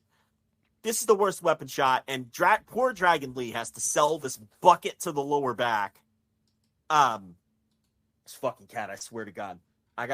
She gotta come down and get this cat. I'm not hearing anything for the record. So it's breaking my concentration. And it totally ruins the match, you know, and then that's the finish. And Dar wins after the awful bucket shot in what was shaping up to be a really excellent match. And I like the Heritage Cup rules. I think it's, you know, something different. But yeah, it totally killed the match for me, the finish. And then Dar, this is his new group now. Mensa, Lash Legend, and I don't know who the other girl is. Jakara Jackson, I believe, was the other. Oh, right. Was the all other the woman. stars. Yes, all the stars are going to be there. Yeah. My booker note for this match was Vic Joseph was talking about how Noam Dar hadn't defended the title in quite some time, and Booker said, well, with COVID and restrictions and travel, he won the championship in July of 2022. I think we were kind of past. I don't know when Booker thought that this title was won, but or when he thought COVID was happening. Right, but I don't think that's the reason why. And then Joseph just didn't say anything and then moved on to the next point because he just was like, what do I get to say here? So moved on. Anyway, all right, so that was that. But yeah, I thought it was shaping up to be a pretty good match, but yeah, it had a lot of bullshit in it that kind of took away. And a lot of the match was like the heat on Dar for not allowing Dragon Lee to be Dragon Lee, but you were all thinking it was building up to some big moment where Dragon Lee was going to be Dragon Lee, and then it just never quite did because then all the other shit happened. So, all right, now the match we're going to talk about here, Ilya Dragunov and Dijak. Now, as of this recording, let me see what it has been updated to on Cage Match. This was trending as like an all-time great match. It is currently sitting at a 9.22 on Cage Match. 9.22 for the last man standing match between Ilya Dragunov and Dijak. 15 minutes and 54 seconds. Now, I think this match was really, really, really good. Is it one of the greatest matches I've ever seen? Not in that universe at all. Nowhere close. What do you think, Joe? And then we'll discuss the nuts and bolts of the match. No, I mean, it's not one of the greatest matches I've ever seen. I mean, who's calling it that? People are calling it that? Folks at Cage Match, 9.22 right now on Cage Match, which would put it... Oh, that's not one of the highest scores of all time, though. It was trending that way. I mean, if you look at... let's go to the match guide here, 9.22. Will that even be top 100? That I believe would be. Let me do a little ratings work here. Minimum rating. Because I know at one point it was like 9.6, and that was trending towards one of the greatest matches of all time. But I think it's come down a bit since then. Yeah, it looks like so. Right now, 9.22. You got about 400 matches all time that are rated that high. So, I still went 4.5 minus with a little minus sign. But I would have went higher if it didn't have all the annoying ticks that NXT matches have. Dijak's new gimmick and character with his like Terminator mid-match Terminator promos and don't make me do this. Don't make me do this. telling his family, take them away. They don't need to see this. You don't need to see what I'm gonna do. Don't do that. Who wants this? Why do people like this? It's so irritating. And otherwise, you know, without all the melodrama and all the Shawn Michaels bullshit, this really was a great and brutal match that I would love to come on here and tell you was one of the best matches of the year, because it could have been. But all of the NXT bullshit drags it down. And unfortunately, there's a generation of wrestling fans who likes this and wants it. And this company's doing it at the developmental level. They're doing it in the main event of their main show every month. and they're the market leader, and it's going to trickle down, and this bullshit is the future of wrestling. I think it is, Rich. I think, at least the future of this company. It's the present in this company. It's here. It's here. It's happening now. Yeah, it's happening right now, man. And we all, that very first Roman Reigns Jey Uso match, where they did it for the first time, and we mocked it and made fun of it. We're like, what the fuck is this garbage? Little did we know it was going to be the future of the company, and thus the future of wrestling. I don't, man, it's why do you need that? This used to be a business where you told the story with the physicality, and you didn't need to hammer it over people's heads like this. And you had promos to tell the story, to set up the match. And then the match, you told the story with your physicality, and you got over that way. And then you had promos after a match to hammer home the story you told with your physicality. I don't know what the fuck we need all this other bullshit for. It's depressing, because it really hurt, and it was still a great match, but it took it down from match of the year contender level match to so much of it annoyed me. I had to mark off for that. I have no desire to watch it again. I would never sit through this match again. No, I also thought that, like, when it was trending as like match of the year, one of the greatest matches ever type thing, when you said like the 9.6 on Cage Match, people were saying like, oh, that's a match. I ended up watching it, and maybe it was because I was going into the match with it being quote unquote match of the year contender or whatever. I thought it was really good. Like, I enjoyed it. I thought it was a solid as hell match. But man, I've seen several matches this year that are way better. If you only watch WWE, maybe. But I don't know. I watch a lot of WWE, and I think there's been better WWE matches this year. I think there was better matches at WrestleMania. I think there's been better stuff. It's good. Like, they beat the living shit out of each other for a lot of it. It's hard hitting and it's intense or whatever. But yeah, when it was over, I didn't have that feeling like, whoa, what did I just saw something special there. It was like, yeah, it was fine. So I liked it better than you. I thought Dragunov in particular was, his selling. I don't know how much of that was selling. A lot of that I think was real too. Hey, he just got the shit beat out of him. That if everybody hit each other with kendo sticks like that, I wouldn't have no problem with kendo sticks. That's how you hit each other with kendo sticks. Yeah, he was all welted up, and from that standpoint, he was great. And Dijak, outside of the shit, and look, they're making them do this shit. They coached them up. We're like, yeah. Oh yeah. Oh, of course. Sure it's like, still fucking need it. Don't need it. This was the one I saw people were saying was cinema. When he had him in the corner, he's like, don't make me do it. Give up. Don't make me do this. That bullshit. Yeah. The WWE fans really got into that spot when he had him in the corner and he was, I don't know. I just want to watch Dick Slater and fucking right.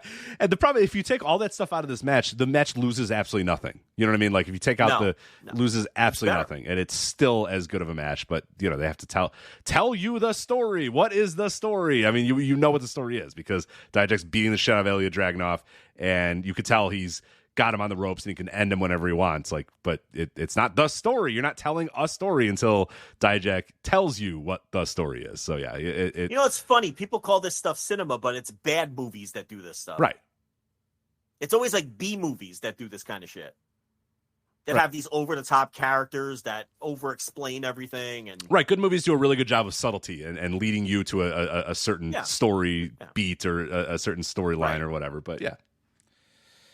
Well, that's why they don't win any Emmys. That's why WWE doesn't win any Emmys or anything, or any Oscars or Emmys coming down their way, because this is not good cinema, actually.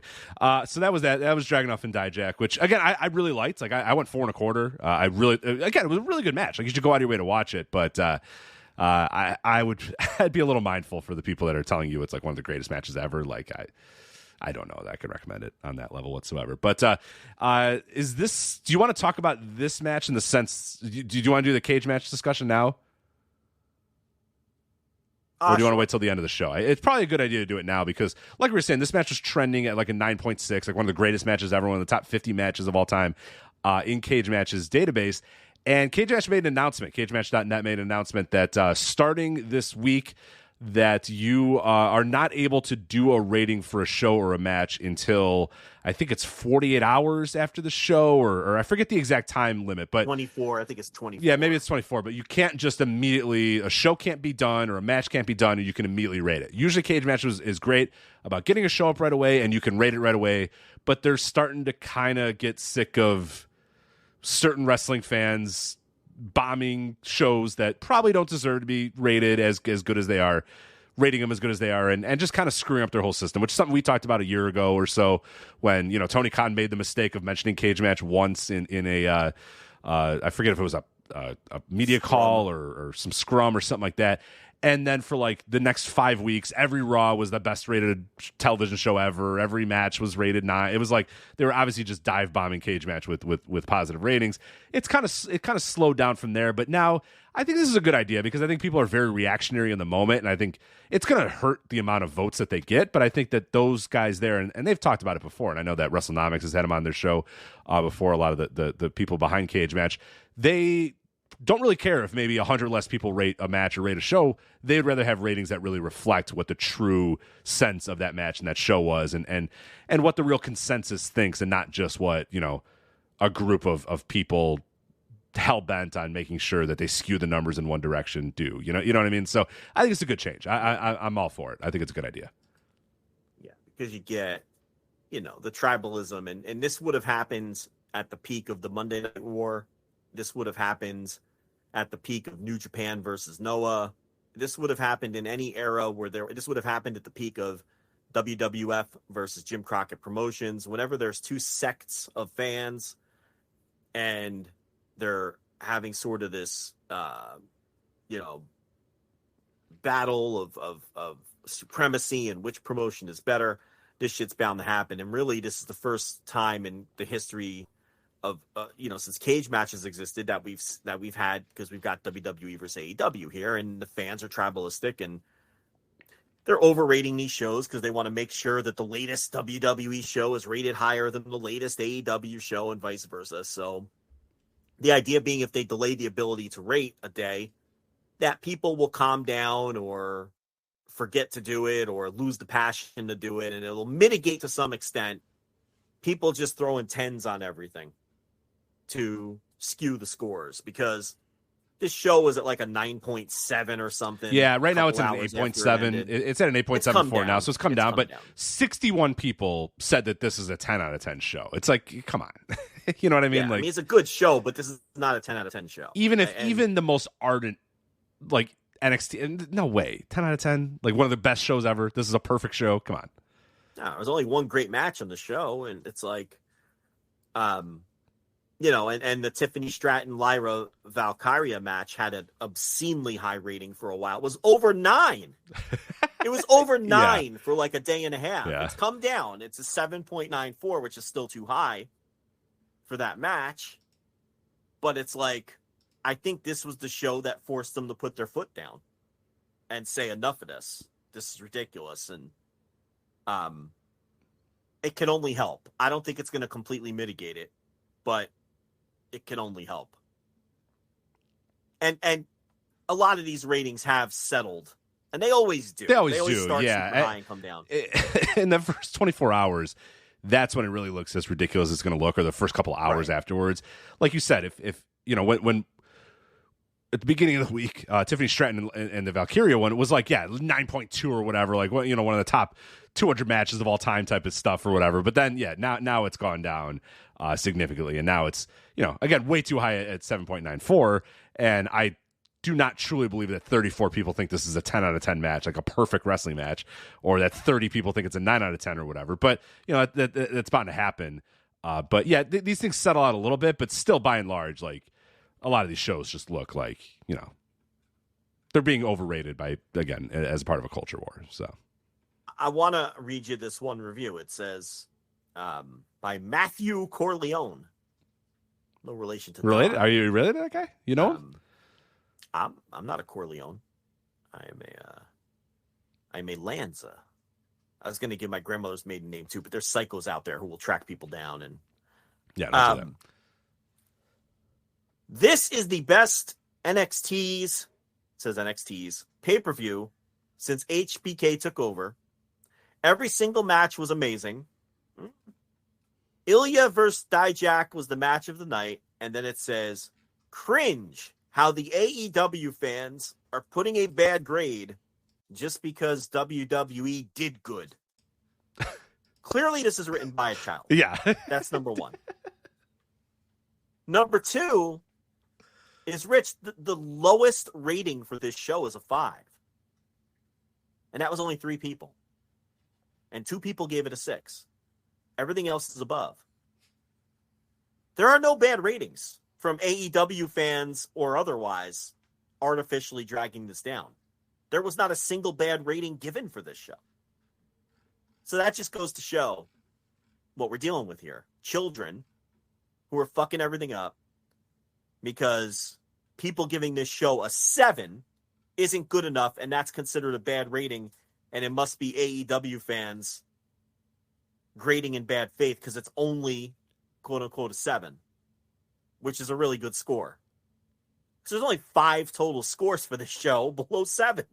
It's a 6 and a 5. There's nothing 4 or below, which are the bad scores. So we're dealing with imbeciles is what we're dealing with here. Right. Children and imbeciles and culture war bullshit, and it's a shame. And I wish Tony Khan had never mentioned cage match. It was a nice little thing, where you can get consensus on things, and ever since that, anything WWE is completely blown to shit. AEW scores seem to be pretty... I mean, look at Double or Nothing. Right now, it's sitting at 6.58. One of the worst pay-per-view scores they've ever had. That's fair. That's absolutely fair. 100% fair. I'd probably grade it a 6 on a 10-point scale. Yeah, 6.5 for sure. It's these WWE scores that sometimes are completely out of whack. But anyway, next match. Yeah, no, and I'm looking at this 10 review too. It says, a great NXT event who have nothing to envy to the old NXT TakeOver events of the Black and Gold era. Really good pay-per-view with good construction. Thank you, NXT. 10. It's like, that's really good pay-per-view. A lot of the write-ups are in like very strange writing too. Yeah, I don't know. Yeah. Syntax and vernacular. Yeah, strange. Yeah. Mm-hmm. Here's this one. Samuel XX, 10 out of 10. I don't know if it's too rushed, but this is the best NXT PLE since they hit the road again. It was worth it from start to finish, starting with the fact that everything was really solid and felt digestible for the viewer. The matches had the correct duration. The winners were correct, and the staging in general was incredible. I highlight the public of Lowell deserves a clap. I don't even know what half of that means. I don't either. I highlight the public of Lowell deserves a clap. I highlight the public of Lowell deserves a clap. I think AI is writing some of these. I think they might be. Everything was the correct duration. I can't wait the next time we do a review. Joe, I like the show. Everything was the correct duration. Yeah. No one speaks like that. You would say everything was the right length or the correct duration. Everything was the correct duration.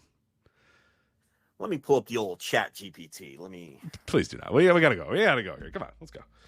Start the next match. I'm doing it. Okay. Next Gallus, Mark Coffey, and Wolfgang, your boys. New entrance music. So don't even play the music. Don't even say the music. It's like a bad ripoff too. No one. Yeah, but I'm sticking with the old one. But what I don't understand is, like, if they're gonna change their music, then be about that. You know what I mean? Change their music. But this is like a dollar store version of the old Gallus theme that we all agree objectively is great music, right? Yes. They've changed it, and I don't know why. Versus the Creed brothers, Brutus Creed and Julius Creed. Brutus, who was called Bruta, that boy Bruta, by my man Booker T the whole time. Yeah. And Vic Joseph kept saying Brutus, and he went Bruta.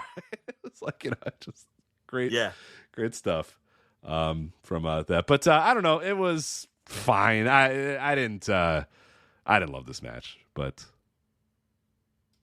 I don't know. What do you think, Gallus and Creed? This was probably the worst match on the show. I would say. Yes, it was a nothing match. It just existed. It was there. It was a fucking 2.5 star match. Yeah, it just, there's nothing else to add. Except that they gave the ugly Creed like a cool haircut, but it's not going to work. No, still ugly. Yeah, and the other guy can be a star though. And they're definitely teasing some dissension with Ivy Nile, where she wasn't able to really help them enough. And then Ava Rain or whatever. What's her name this week? Is it Ava Rain still? It's no, that's Ava Rain. Yeah, The Rock's charismaless daughter got involved. The one, a literal rock came out. All she ever does on Twitter is say, everyone's so mean on here. Like, people need to get a life. Like, how about you just delete the app? Yeah, delete the app and just go away. You're The Rock's daughter. Like, why? Why? Yeah, why would you be on Twitter? Why would you be on Twitter? Why would anybody, first off, why would anybody be on Twitter? Yeah. Yeah, but like, what does she think it's going to be for her? Right. Just fucking get off. Have a private account for your friends and do whatever you do. The fucking 20-year-olds do. What do you think your public account is going to look like? You're The Rock's daughter, and you stink on top of it. You're not very good at wrestling, yeah. You're The Rock's daughter, and you're awful at this. Like, what do you think your comments are going to look like? I'm sure it's hell. Oh, I'm sure it is. I'm sure it is. Yeah, just go away. Log off. You don't need it. Like log off. You don't need it. Have a bunch of private accounts for you and your friends. Listen, unfortunately, that's the rub. You want to put yourself in the spotlight. Okay? That's number one. And you're terrible at this. That's the rub. You don't get to be normal, unfortunately. That's how it works. None of our listeners get death threats in the mail for bad wrestling opinions. I do. That's the rub. Not putting myself on the level of Ava Rain, but it's the same idea. Just get off of it then. Stop whining about it. And also stop being terrible. She stinks. Yeah, not good. So she just distracted the Creeds, and then they lost, and Gallus won, and okay, move out. Oh man. Oh God, give me a sec here. All right, Rich is dying over there. Right there, pal. Yeah, I think I'm all right now. Had to just cough it out there. All right, NXT Women's Title Tournament final match: Tiffany Stratton versus Lyra Valkyria. 16-minute and 1 second, I believe, the correct duration, Joe, for Tiffany Stratton to defeat Lyra Valkyria to win the title. This was pretty okay, though. I kind of thought going in, I was like, I'm going to hate this. This is going to suck. It was perfectly fine. I think Stratton is good for her level. A lot of it is very rehearsed, but she hits the big spots well, and she does have presence, so I got to give credit where it's due. And I thought Valkyria was pretty good in this match, too, and I've never been super impressed by her. So I thought this was like the best-case scenario match that you can get out of these two. Was it worthy of a 9.2? Was it a 10 out of 10 like some of these people on Cage Match are rating it? Absolutely not, but I was pleasantly surprised by how competent this match was. It was a decent match for the current ability of Tiffany Stratton. Tiffany Stratton, who, by the way, I think is going to be a huge star. And I wrote about Tiffany Stratton at length when she wrestled Sol Ruca in a very highly talked about match a couple of months ago that was getting gift all over the place because they did the Ricochet Will Ospreay shit. In that, I don't know if you remember that match from NXT TV a few months ago.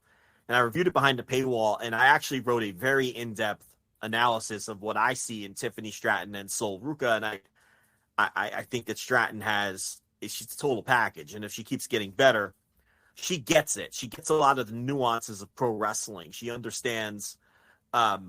She has a better understanding of what to do between the moves, how to her facial expressions, her mannerisms, than a lot of the other wrestlers in NXT right now that are at the same level. With that said, there's still a lot of choppy motion. There's still a lot of not knowing what to do physically at all times. There's still a lot of thinking your way through spots and not just now is the time to get her out of that system. Now is the time to get her out of that fucking performance center as quick as possible. But the problem is, like, if there was something else that they had, which is not the WWE main roster and not the performance center, if there was just something else they had, this would be the time to get her there, because she can hit all the stuff. She gets the beats of wrestling. She understands it. She has charisma. But if she continues, she looks great. Yeah, looks like a star. Carries herself like a star. Hits the big moves. Hits that awesome finisher with the springboard moonsault or whatever. It all works. The problem is she is in that system, and they're just going to continue to hammer home the rigidity that they, just the structure and like you said, she needs to get out of that. She needs to be able to get into a match and be able to just do stuff without it being, okay, now I do this. Okay, what do we do next? Oh, yeah, this. And you could see that there's still that thinking aspect of her game when she wrestles. And that's what they want out of the PC. They want you to be that because they want you to think, oh, yeah, my next spot is this. But yeah, like Andrew Rich brings up a great point. Remember the Street Profits when they had that Evolve thing?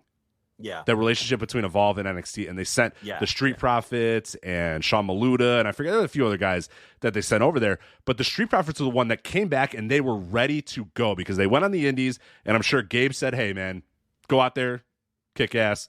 I'm not going to tell you what to do. Knock yourself out. And they did. And then they came back, and they were made men from that point forward. And it was like night and day.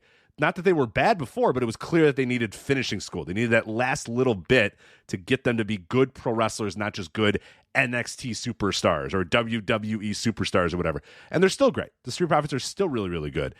She needs that, and they don't have that now, and they're not going to have it now. And that's what I fear most about her, is that she's at this point where she can get really, really good, but they're not going to teach her how to get really good. They're going to teach her how to become more of a WWE superstar.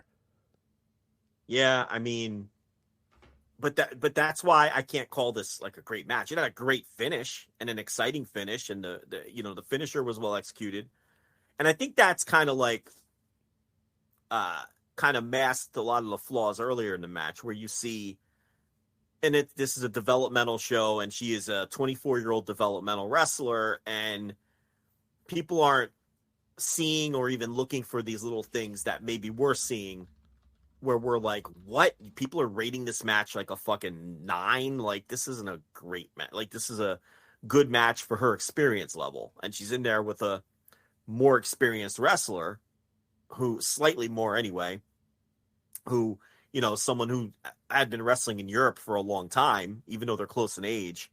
When did she debut, Valkyrie? I know she was in Europe for a long time. I'll try to get that while you're talking here. Yeah, she's been going for so my point. She's been going for a while. Yeah, so my point here is she's in there with an experienced wrestler who had a good reputation when she signed, which helps too. Debuted 2015 for her. And she's only 26, that's what I mean. So she's been around for a long time. Yeah, but she's been wrestling for a long time compared to the Sol Ruca match where they were both green as grass, and that match wasn't good at all.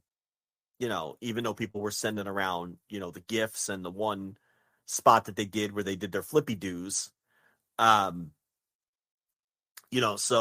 Stratton has all kinds of upside. I would buy Stratton stock, without a second thought. And, I could see her, she's got time to improve too. And she does have some physical tools. She might not be as great of an athlete as someone like Sol Ruca is. And she might not have the jump off the page, obvious charisma and star quality that someone like Jade Cargill has. But she has the best combination of all that out of all these people, in my view. Yeah. And I think, I would buy her upside over Jade's in a second. Even if Jade is a quarter-hour mover now, I think Jade is hit her ceiling. And I don't think Tiffany Stratton has. I think Tiffany Stratton has a chance to be really, really special and really great. But and now's a good time, and now's a good time to lose her, daddy's girl, Barbie gimmick that they have right now. Or yeah, I mean, it's NXT, so everyone's a fucking cartoon, right? That's an unfortunate thing. Like, they're all a caricature, they're all a fucking cartoon character. That's why I hate NXT. The most one-beat characters ever, too. Like Tiffany Stratton's like, I want the title because I want it, and it's like, oh my, what are we doing? Is she a literal? It's awful. She's 6. Like, what are we doing? Like, what? It's an impossible show to enjoy from that standpoint. Like, that was what her pre-match promo was like, it's time for me to get the title because I want it, and it's like, what? What are clenching her fists and stomping? It's like. Like, what? Excuse me? Yeah, it's junk. It's junk garbage TV. Yeah, any like actual adult that earnestly likes NXT, I really do. I really do. I'm sorry. Hate to be that guy, but I have to question you. Unless you're enjoying it ironically. It's these characters and these gimmicks on this, it's like it's more one note than porn characters. Like, yeah, that's disrespectful to porn. A lot of porn I watch has more depth than this. For sure. It's crazy. Like, it's really, really bad from that standpoint. But that's why, you say she has to get away from that, but that's what they do. I mean, they're all like, every character on the show is like that. And then the main event, Carmelo Hayes defeating Bron Breakker to retain the NXT title. Carmelo yet again uses like a low blow to change the course of the match, and we're just supposed to pretend that that's like good babyface work or something. Babyface. I don't get this. I don't get this. What's going on? But good. I thought it was solid work, but I just still don't really understand what's going on here with Carmelo. I got to tell you, I went 4 1/4 on this and thought it was the best Bron Breakker bell-to-bell performance yet. I would say for Bron Breakker, yeah, probably. I don't know if it was his best match because you have that match against Tyler Bate. I think that was probably better than this match. But his best performance, I think, was this match. He was really good here. My problem with the match is like what you said, the psychology was all mixed up. Like Bron's the heel and he's working it like the babyface. Carmelo Hayes is supposed to be the babyface, he's working like a heel. Or maybe we just, I don't know. It's all fucked up. It was all fucked up. This whole thing has been fucked up from the moment Carmelo won the title, thanks to Trick Williams' interference, and Bron Breakker raised his hand and endorsed them. Like, I don't understand who the babyface or the heel is supposed to be in any of this anymore, especially the way that they work this match.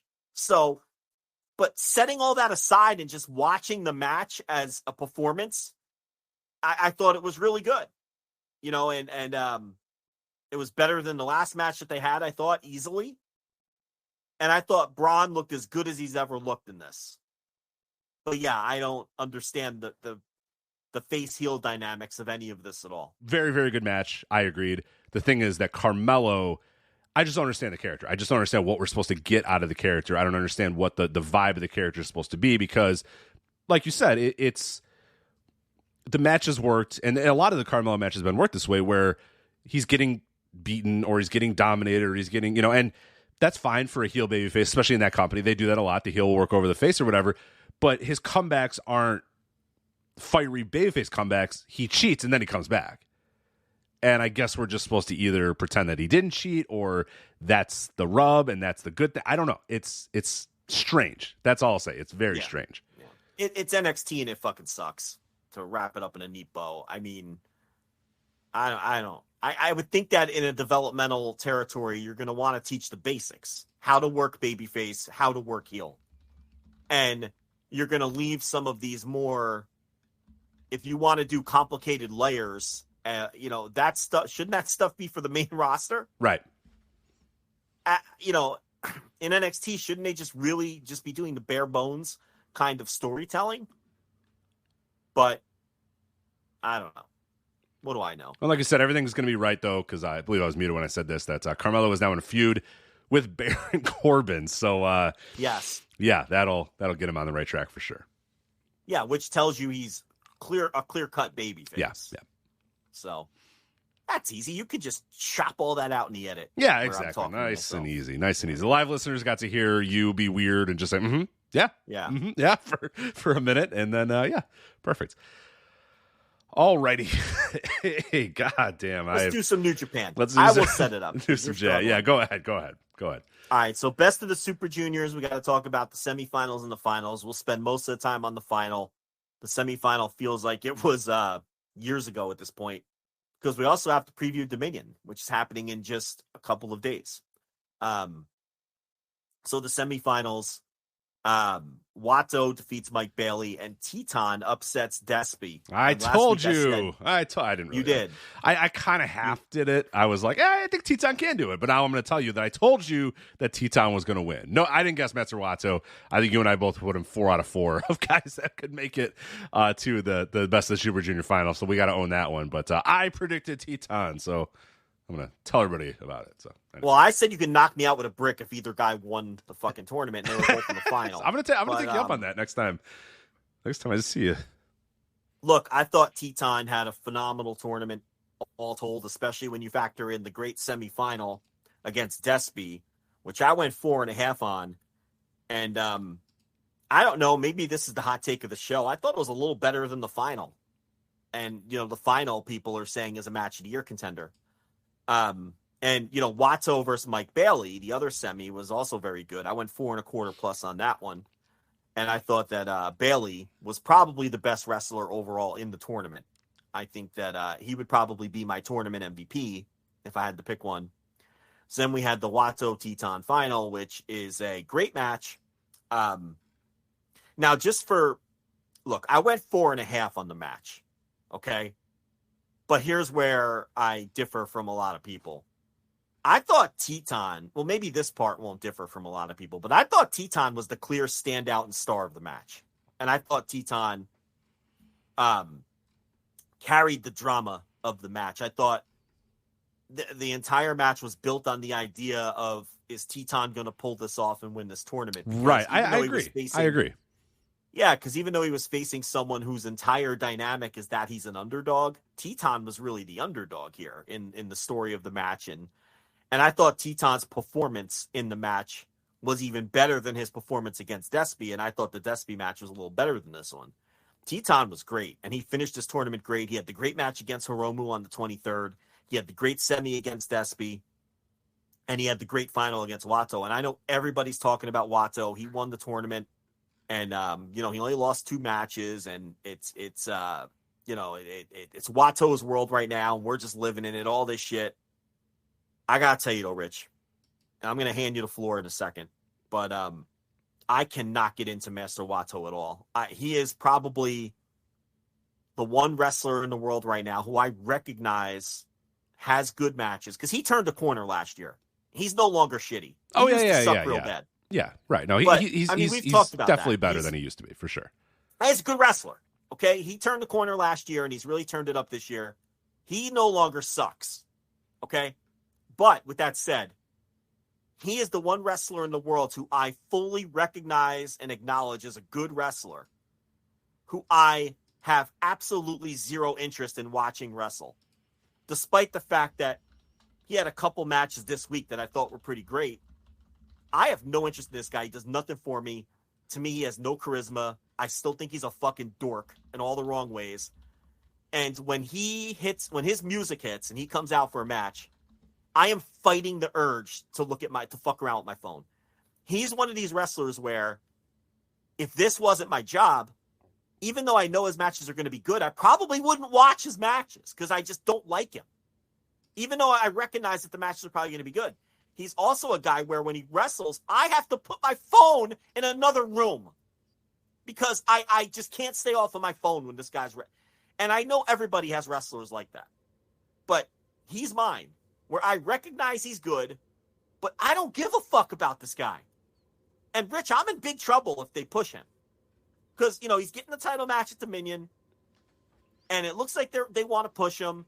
If this is a long-term thing, I'm going to struggle with this division because I have no interest in watching this fucking guy. Despite the fact that, yes, do I think this is a match of year level match like a lot of people are saying? No, I do not. And I'm fine being on an island with that. That's fine. And a lot of that, it probably is because every Master Watto match has to overcome my Master Watto bias for me before I, you know what I mean? So right, and that'd be a big thing to overcome for a guy that you just don't get or just don't see it with. Yeah, right. Yeah, he's gotta earn my fucking praise every time I watch him. I'm never rubbing my hands together saying, all right, it's Watto time. What I'm saying is, this fucking guy, I don't want to watch this guy. Where the fuck is anyone else? Where's Mike Bailey or TJP or Despy or fucking, I don't want to watch fucking Master Watto. He's just so dry to me. Like, he's good, but he's just there. Like, there's no spark. There's no excitement. I don't connect with his gimmick or his character. I don't know. The guy does nothing for me. And that's why I opened at the top with, but I gave the match 4.5 stars and I thought it was a great match. Right. So, anyway, what did you think of all this? I don't think I'm as negative on Watto as you are. I have been at times and I haven't quite seen it with him, but I am open to seeing how this push goes and how this run goes. I think this will be a big determining factor in what I think of him moving forward, like because he'll be in a big spot. He'll be in a big spot in Dominion. He's going to be in a big spot probably for the next couple of weeks and months. So it's kind of put up or shut up time for him because I'm closer to you, where I think that like I don't quite get it with him the same way that a lot of other people get it, but I'm not fully on board with you where you're like, this guy, take it or leave it. I could take, I will give him a chance. I will give him this opportunity to win me over. I'm willing to be won over. I'm on the fence, but he's got to kind of get me over there. But I'm very close to, jumping off and saying, okay, yeah, I just don't get it with this guy. But I thought this match was really good. And to me, this match, it's not a match of the year contender for me, but it had an awesome atmosphere. And like you said, a lot of that atmosphere was Teton. Watto was there too. The hot crowd definitely helped the Watto segments, but it felt like a lot of the people there were there and really, really on board with Teton throughout a lot of the match. But this match to me felt like the most New Japan is back match in a long time, where I really felt like, okay, this company is back fully. Because, and hear me out on this. So Wrestle Kingdom, great show. Obviously, you have Omega and Ospreay. That's any company in the world could put Omega and Ospreay, give them 40 minutes, and have it be great, right? Like I could do that. I could do it in my backyard and book a show, and they would have a great match. You know what I mean? Like anybody can book Omega and Ospreay to go out there and have a great match. That's not hard to do. What's hard to do is to get a crowd super invested in two guys that had no chance, no opportunity. Nobody thought they were going to win a tournament when the tournament started, in Teton and Master Watto. And they have a crowd going absolutely fucking bonkers the entire time for a guy that doesn't usually wrestle in your company and a guy who's largely been kind of a lower level guy in your company. And they have a crowd going absolutely fucking nuts for it. That is New Japan back for me, because that's them taking a risk on guys. That's them saying, hey, we're going to get behind this guy. We're going to give a mega push to Watto. That's, you're looking at it. Dominion are going to see it again with Yota Tsuji. That to me is the most New Japan is back things that you can do, because that's a company that, again, that's the company that I fell in love with, that is willing to take risks and is willing to put, people in big time spots that they might not be ready for, but fuck it. Let's find out if they're ready for it or not. And a lot of times they deliver, and a lot of times they are ready for that moment, or they hit right at the right time with guys, or they find just the right story with a guy at the right time. And that's probably what they got with Teton. And with Watto, they're just saying, dude, it's your chance. Go do it. Here's your push. Let's go for it. And they're going to do it here this weekend. And that leads us, I think, perfectly into Dominion with Yota Tsuji, who's going to be in the main event there against Sonata.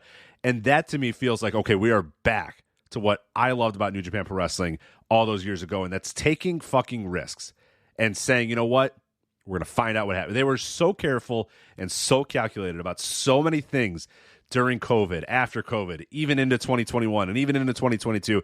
And now it feels like they're starting to feel themselves a little bit and say, you know what? Let's get fun. Let's have some fun now. Let's start building some new stars. And I don't know how the Yota Tsuji thing is going to go.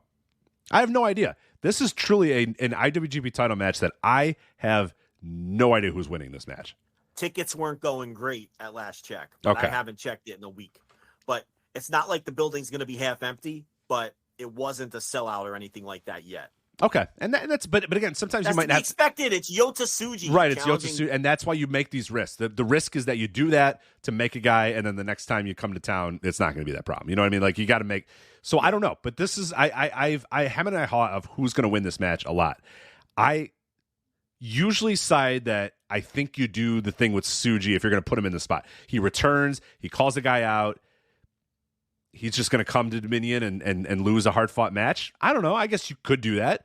I don't know if that's right. I don't know if I love that. I think I like him coming in and fucking winning that title. And you say, you know what? Let's see what happens here. Let's see what we can do with this guy. Let's make a star in one night. Anytime I think that, then somebody comes back with, well, yes, and you're going to build Sonata up just to lose to this guy? And I'm like, yeah, that seems right.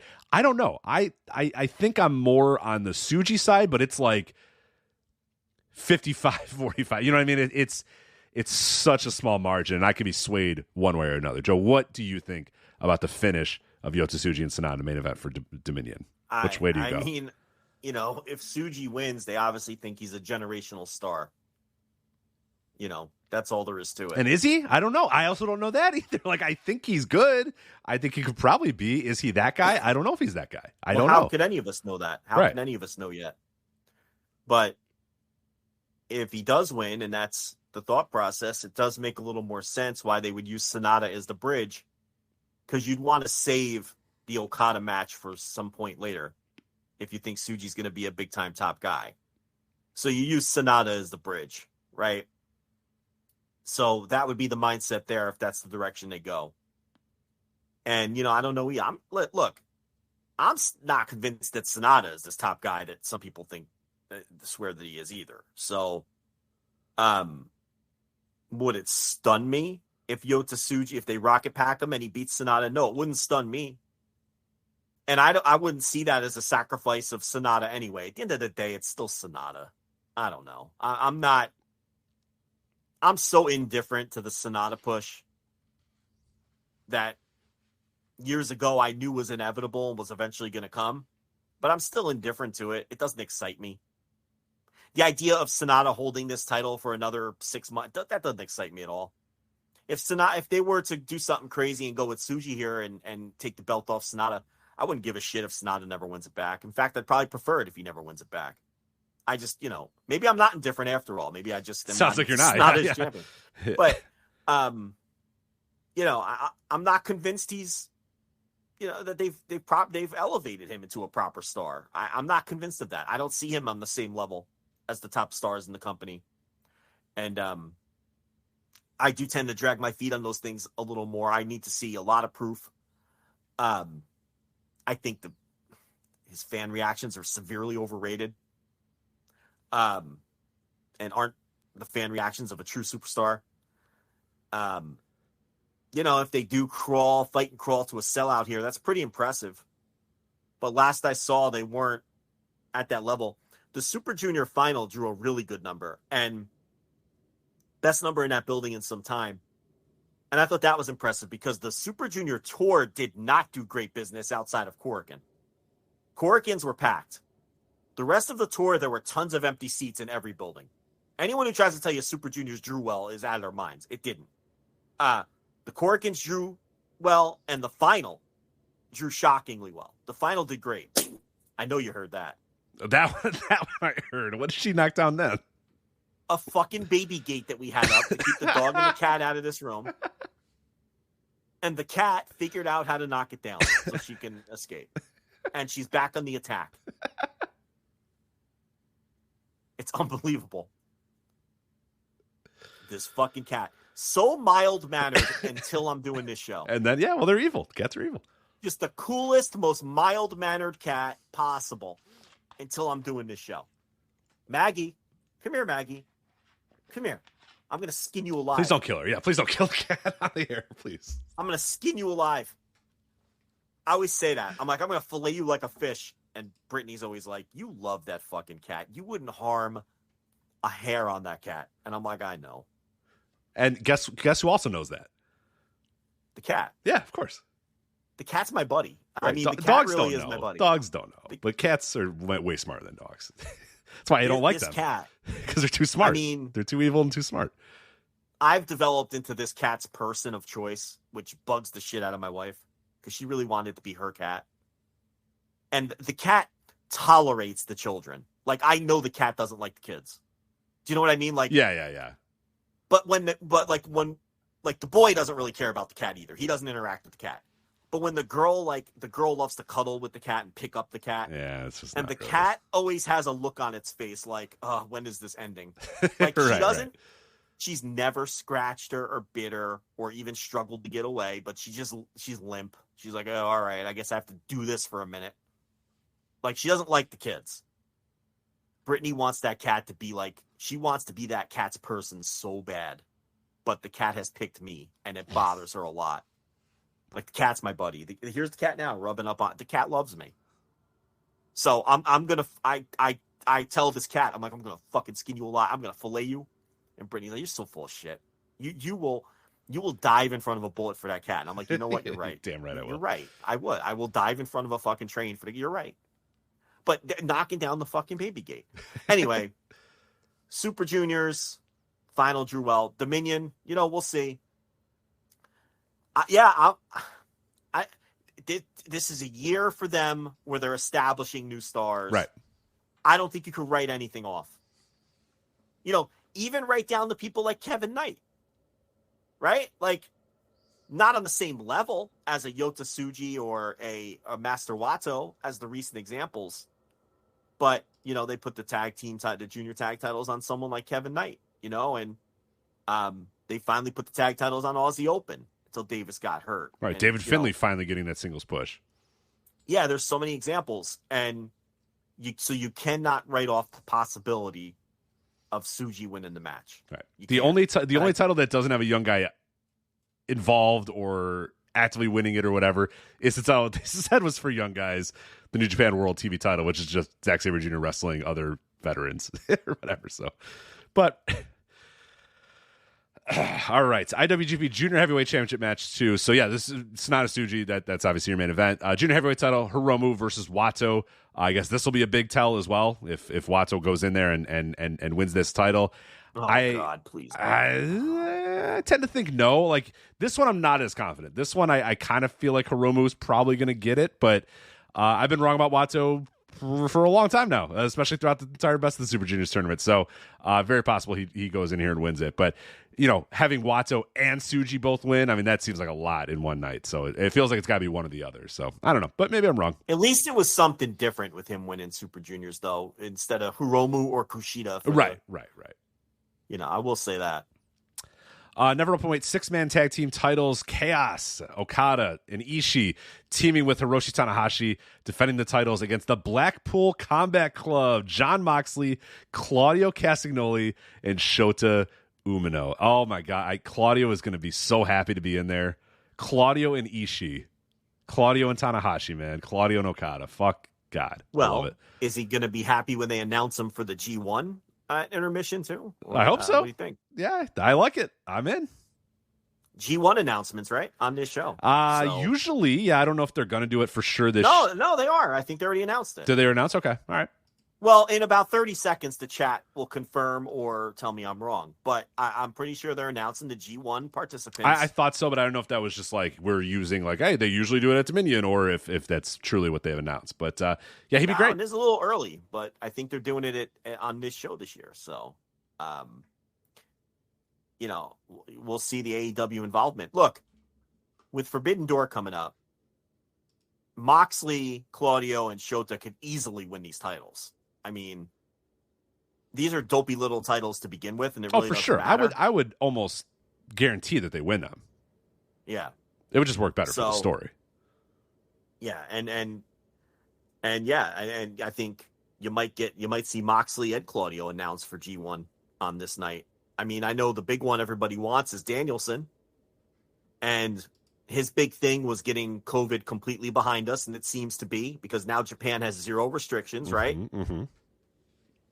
So we'll see with that one too, but how many of these people can Tony be without for 6 weeks? Right. That's a long time. 4 weeks or however long it is, a month at least.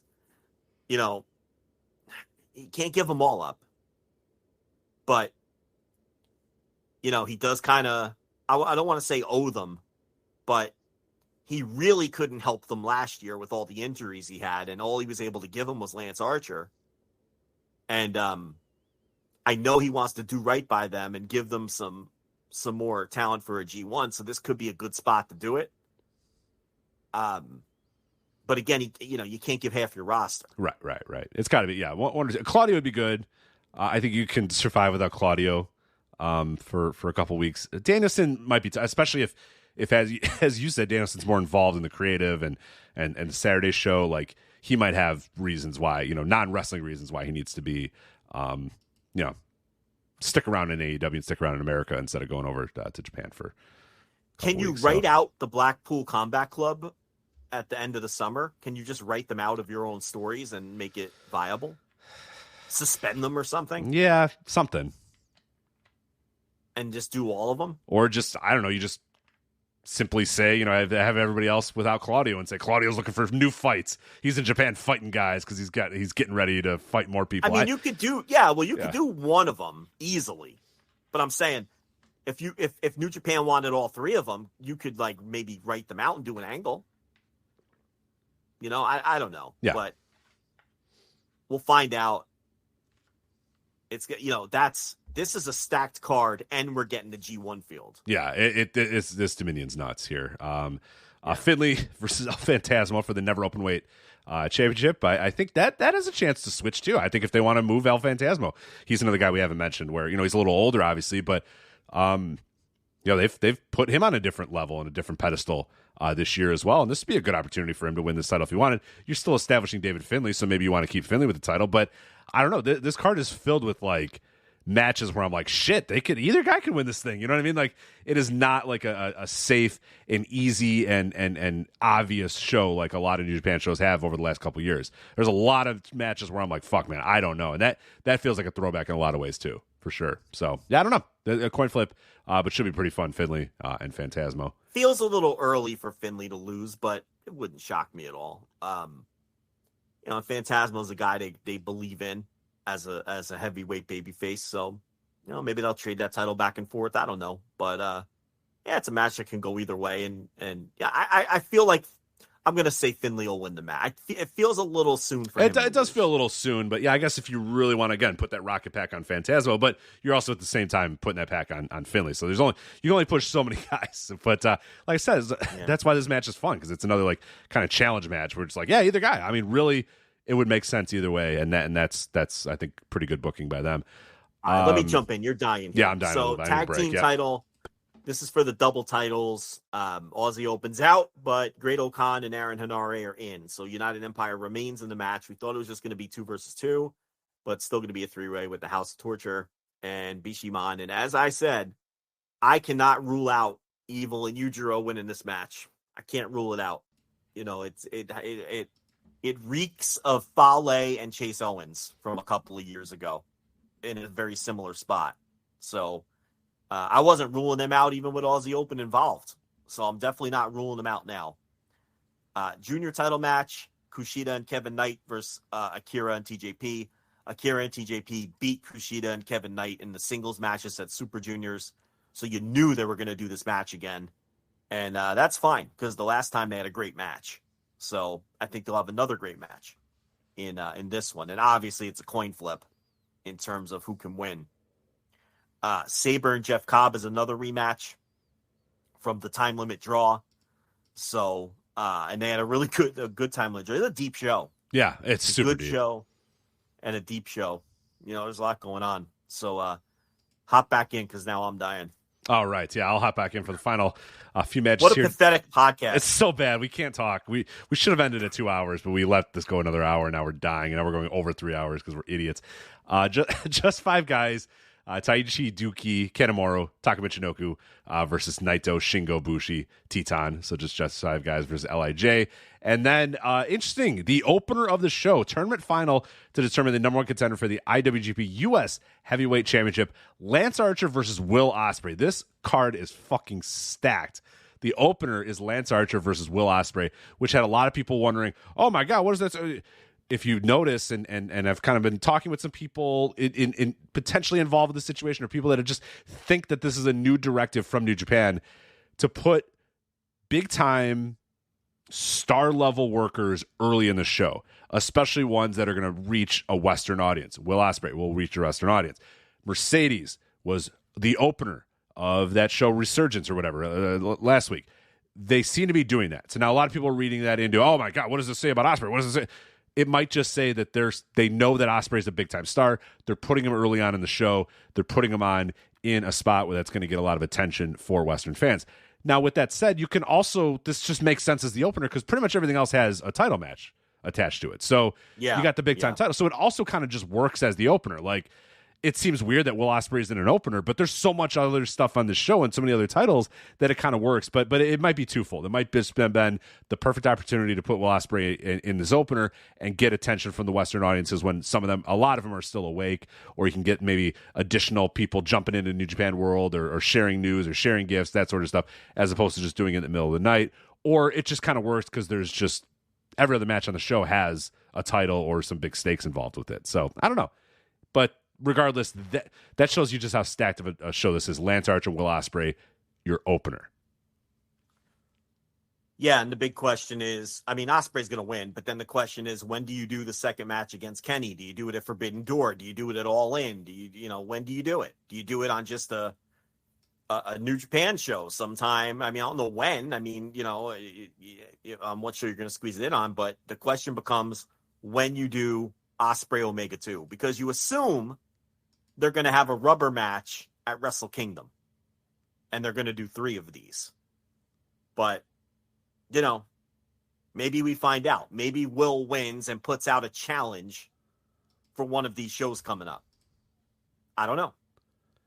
This is a big time Dominion. This is New Japan is back, man. This is a hell of a show with some big stakes involved, some potential star making performances, some, sets the stage for the rest of their summer, sets the stage for Forbidden Door, sets the stage for AEW summer in some ways, if depending on who gets announced to the G1. Like, there's so much going on here, man. It's a juicy weekend, man. This is a show that I don't know what time it's on in our time, but it's one of those shows that it's like, fuck, I got to find a way to either stay up or this isn't one that I want to know everything that happened when I wake up and get spoiled. Like, I kind of want to watch some of this stuff live. So definitely going to rearrange my sleep schedule to make sure. So the G1 is July 15th through August 13th. Okay. What's the all-in date? All-in is... Get it for you real quick. August 27th. August 27th, yeah. And All Out's a week after that, so it won't affect either of those shows. It's not going to affect Grand Slam, which is usually beginning of September-ish.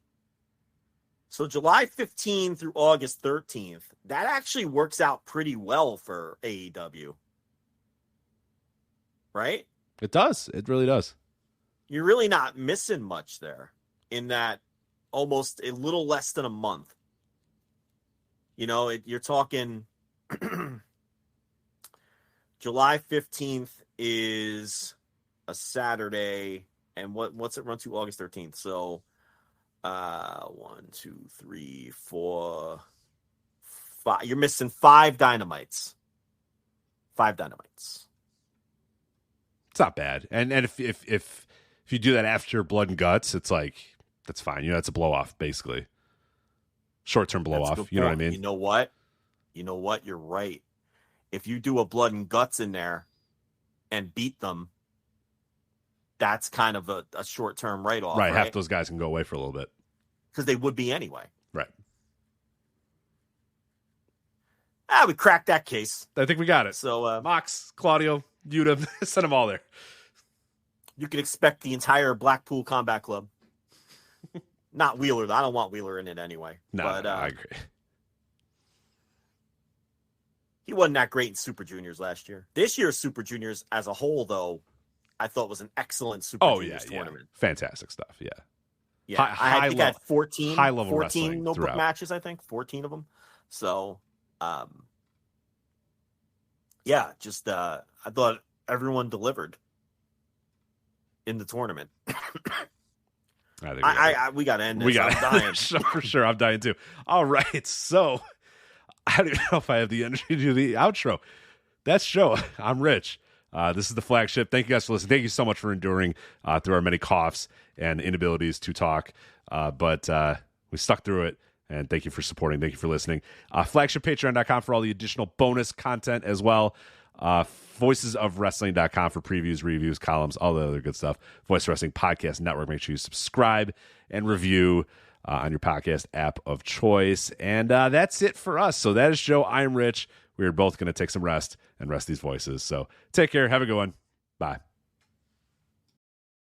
Music. It's not just part of our daily lives. It's part of our wrestling fandom as well. And it has been for decades. That's where this show comes in. Music of the Mat, the podcast devoted exclusively to the music of pro wrestling, hosted by Andrew Rich. Hey, that's me. Each episode delivers a different topic with a variety of great guests, fun conversations, musical analysis, and of course, a heartfelt pun or two. New episodes drop every other Tuesday on Apple Podcasts, Google Podcasts, Spotify, or your podcast app of choice. Check out Music of the Mat only on the Voices of Wrestling Podcast Network. Cheering at pro wrestling shows in Japan is back, and 2023 is already shaping up to be a big year in the history of pro res. That's why you should listen to the Emerald Flow Show. From the Royal Road to the Green Mat, Paul and Gerard take you into the world of All Japan Pro Wrestling and Pro Wrestling Noah. Not only do we analyze events, but we examine business, who is getting over, what angles are working or not. Occasionally, we take a look at other Japanese promotions like DDT and 01.